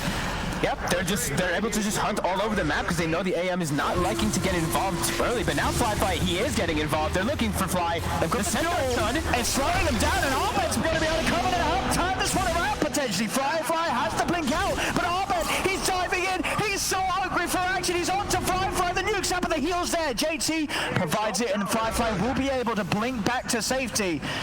But it's got to be so scary playing against this Abed Storm. You could see no fear there, ready to dive up to the high ground to look for these big kills. Yeah, relentless aggression all the way up to, he's up to 17 charges on the Bloodstone now too. So yeah, he can zip, and he's got this extra mana regen. He's really making Emo's life quite miserable on this Monkey King. Emo needs some sort of protection. He's queuing up the BKB and the Aghanims, but his game has been heavily slowed down. They know he's in this trees right here. They're actually just going to cut it. Abed breaks the tree. Emo throws out a stun, but there's no way out for him. They're spam-baking it the whole time. Yeah. They just can't play around this Storm. Abed, the pace that he's played at, not something that you see every day from Storm players. But but he has done exactly what's been required to keep this game in a position where Fly's anti-mage, it really is struggling just as much as Arteezy was in game 2. Yep, he doesn't want to get involved till he has Manta. He does now have that Manta, though. Let's see if he can actually look to join, because EG, they're knocking on the front door. Age is still in hand. Abed, diving tier 4, dragging back Kaka, crits there with a double jump in, stuns him up. It's just more and more kills for EG. They'll look towards the Rags. I mean, IG, they cannot push them off. The Rags are going down. EG's going to clean up this middle lane. It's 23 minutes in, and IG, they've lost the mid set of Rags. They're doing such a good job with this lineup. With their sustain, with their Chen, they're able to just get so much. I mean, it's really just Abed's doing so much work for this team. Like the rest of them, they're supporting him in kind. Oh yeah, they are. But he's the leading force. Running away with this, and again, he TP's top, he pushes it out. He's getting recalled back in from the Chen. Crits dusted JT. Here comes Abed, grabs in another. JT is dead and gone.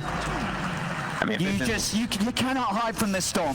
Yeah, if this isn't some like hashtag Abed, I don't know what would, because he is just running away with this one. IG, they're gonna need a miracle right now. This anti-mage, he's got the Manta, he's got his level 18 finished up online, but the other cores have died so much in the last few moments. And look at this! He's on mana this time. He's crazy. Forcing a buyback. That's the Aegis gone. So Aegis no longer there for Abed. He is going to get his mana and health right back up to full, though. You know, he'll still want to look for action. And we are still yet to see sort of the big fight where Fly turns up. And as mentioned early and in the draft, there are strengths that this anti-mage does have against the core heroes of EG. And we've got to see them in practice. Still fundamentally, though, as a hero, the anti-mage feeling very weak overall. We've got to see what Fly is able to produce this game off the back of all this farm that he's had. It's down bottom. Crits hunting. He's going to go for this. Fly's not going to be tempted to mess around with this at all. Gets out of there. No point of poking at this big old Doom, especially with Arteezy hiding inside him. Yeah, he probably clicks on it. He's like, this Doom has no stat items, but has 2,600 HP. Wait a minute, something suspicious is going on here.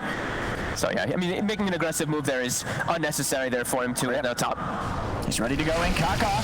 There's the jump. Kaka, it would lay down the Mystic Flare. It's a big one. Does bring the Doom down low. Wukong's command and the Boundless Strike. And now the feature, they've got the grab. Fly turns up, looking to help out. He's turning towards Arteezy, burning the mana. Can he kill Artor? He cannot. The sustain is too much. He's still trying for Arteezy, but Arteezy will live. He turns towards Fly. Will get it, but the stun control saves the Doom to drop down on the anti-mage. 4 dead on IG. Make that 5 as Abed cleans up. EG team wiping IG. It's 23-11, 30k in. That was the fight where Fly turned up, and it didn't look any good at all. This anti-mage pick that EG seemingly showed us last game how terrible it was. IG, they're also showing us how terrible it is this game. And if anything, it's like, in this one, it's versus a Venomancer and a Storm. And it's still not working in this game. This hero is really starting to show its absolute weaknesses. Excellent buyback, though, from Crit there. He gets taken out of the fight, he buys back, finds the anti-mage, gets the Doom, and now from here, it really just looks like the game is over. It's the second set of racks. IG letting this game slip away, their last chance to stay in the competition. As EG really back in full force here in this third game of the series, as we keep saying, Abed in particular. Obviously the supporting cast of EG have enabled him, been able to move him around the map, allowing him to go in aggressive. But that's the Abed, he's going to do it every single time. In he goes, onto Kaka, starts to play on the backline, but they have lost the Lifestealer. Abed is going to retreat now that his carry is gone, and now maybe even more pain for EG as Fly jumps in. They'll use the stun, focus down Fly. He's got the heals, but Fly and Emo will definitely continue to chase this. Jump forward and a slow, Fly will fall. Slowly, they're going to let JT have it. They know they don't need to rush to kill him. They secure JT more dual damage, and they do hold things off as they had to back off. Arteezy, he just dies immediately, and Abed, he has to get out of there. He knows that without his Lifestealer, in a 5v5, it gets a lot harder, and they cannot afford to push when Arteezy falls first. Yeah, he needs to be a little bit more careful. He was just playing very confidently forward. Just got silenced. They have no way to actually protect him. They have heals, but they don't have anything like a Forest Staff to actually pull him outside of that Skywrath ulti. He just gets completely destroyed by it. There's a pipe to negate some of that damage, but it was just a bit too much. Okay, so still some more small breathing room for IG, but they need a couple more of those in order to be back in this one. But the BKB, we saw it now from Emo. Some more strength. JT also now has been kind of forced to go for a Blink Dagger, even though he wanted to go for a BKB to be a scaler. I think he's starting to realize that he can't actually with the way that the game has gone. He has to be a sit back and press the attack the anti-mage so that he can get saved in particular. Paladin Sword does drop. And out with the smoke again, EG. IG, will they get caught out by this? The 2 scans off the mark. All EG really needs to do is just get down toward that bottom one. If they can just get this Doom on this AM, he will go down. He does not have buyback at the moment. He committed for the Basher, so they are able to actually find this AM. But they're going to play it a little bit more patient. Roche is back up. Yeah, they could look to just fall back and take the CG. I feel pretty good at doing so. The team fight obviously around this area, not too scary really from IG's lineup. They have a Arcane rune on the Storm Spirit, level 20 on Abed with an Arcane, 25 Bloodstone charges. As this scouted out, they'll kill the courier for it. IG know this is going on. They are going to try and contest it. They're coming over off the back of the smoke. It's falling pretty fast though, EG. Taking this Roche, it's down to half. Can IG make some sort of big play around this? They're leading around from the back, and in fact, EG's starting to back away from the Roche a little bit, getting ready for the jump that IG's going to want to make. They're going for a huge wraparound here, getting the high ground. This might catch EG off guard. Let's see what sort of focus they can go for. They're going to look to jump in straight away onto Abed. They're trying to blow him up, so they have the damage to do so. Abed's falling on. Abed's dead for 75. Inside the pit, EG are able to finish Roche, get the Aegis on Arteezy, but they've lost Doom. Abed buying back, looking to commit the Wukong's command, still out there, focusing the Monkey King. It's a deny, but he's still dead. 4 dead on IG. It's all left to Fly. He's the only one left alive. As EG still get Roche, they still get the Aegis, and they still get that huge team fight win. Losing Abed did not matter. He was ready to buy back, get over to the shrine, push their advantage, and now EG with this Aegis, they can look to go high ground once more. Did Ramses cast the Lincolns on the Storm there in the slightest second and block? I think he blocked the Mana Void with the Lincolns. I saw it block, but I didn't know if he cast it on somebody, if it was on himself. I think he cast it on the Storm. Not sure if Abed would have popped, but either way, such a quick little play. And nice wraparound there by IG, but with the buyback from Abed, it was enough for EG to be able to take that fight and immediately to bottom. And they're ready to look for Megas. Abed, big zip. And here's Glimmer Cape, will get him away. Kaka's going to be fine. And they will have Monkey King back in the game in a few seconds, so still able to hold on to that final set of racks, IG. And for EG, obviously Abed has to be a little careful. Buyback being used in that last fight. Yeah, and he didn't get this Aegis, which he would have liked to, but at least he has the cheese in his hands to be able to protect himself. As the only way he probably won't get that cheese off is either grabbed by like a Fiend's Grip or a Duel. He should otherwise get that cheese off in most of the scenarios. Still in a pretty comfortable spot. 16,000 gold lead, 10,000 experience lead. 96% as well on that Dota Plus win rate. And that 4%, again, it all rests on the AM. Can Fly do what seemingly seems to be the impossible, especially for this hero in this day and age?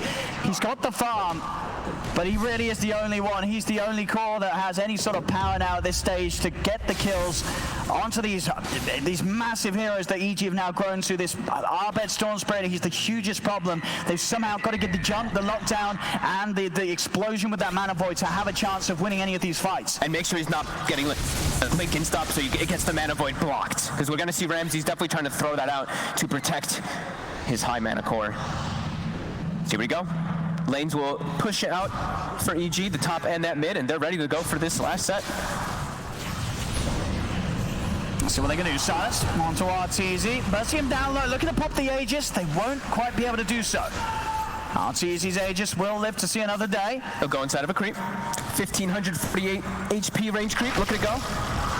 Heals up, back to full, a quick blink away from Fly, separating himself from the Life Stealers. Arteezy focuses the racks. Abed going to clean the trees, and he's found the Monkey King. The heal will be there, but the Doom is down. Crit with the 4, he's on to Emo. Emo is dead. They're pulling it over. The control for Crit is too much. As they've got to buy back here in full force. IG Fly will blink away. Arteezy out of mana. Emo revs up the Wukongs. They're controlling Arteezy. Can they kill him at once with the Fiend Script? They can. They burst the Aegis.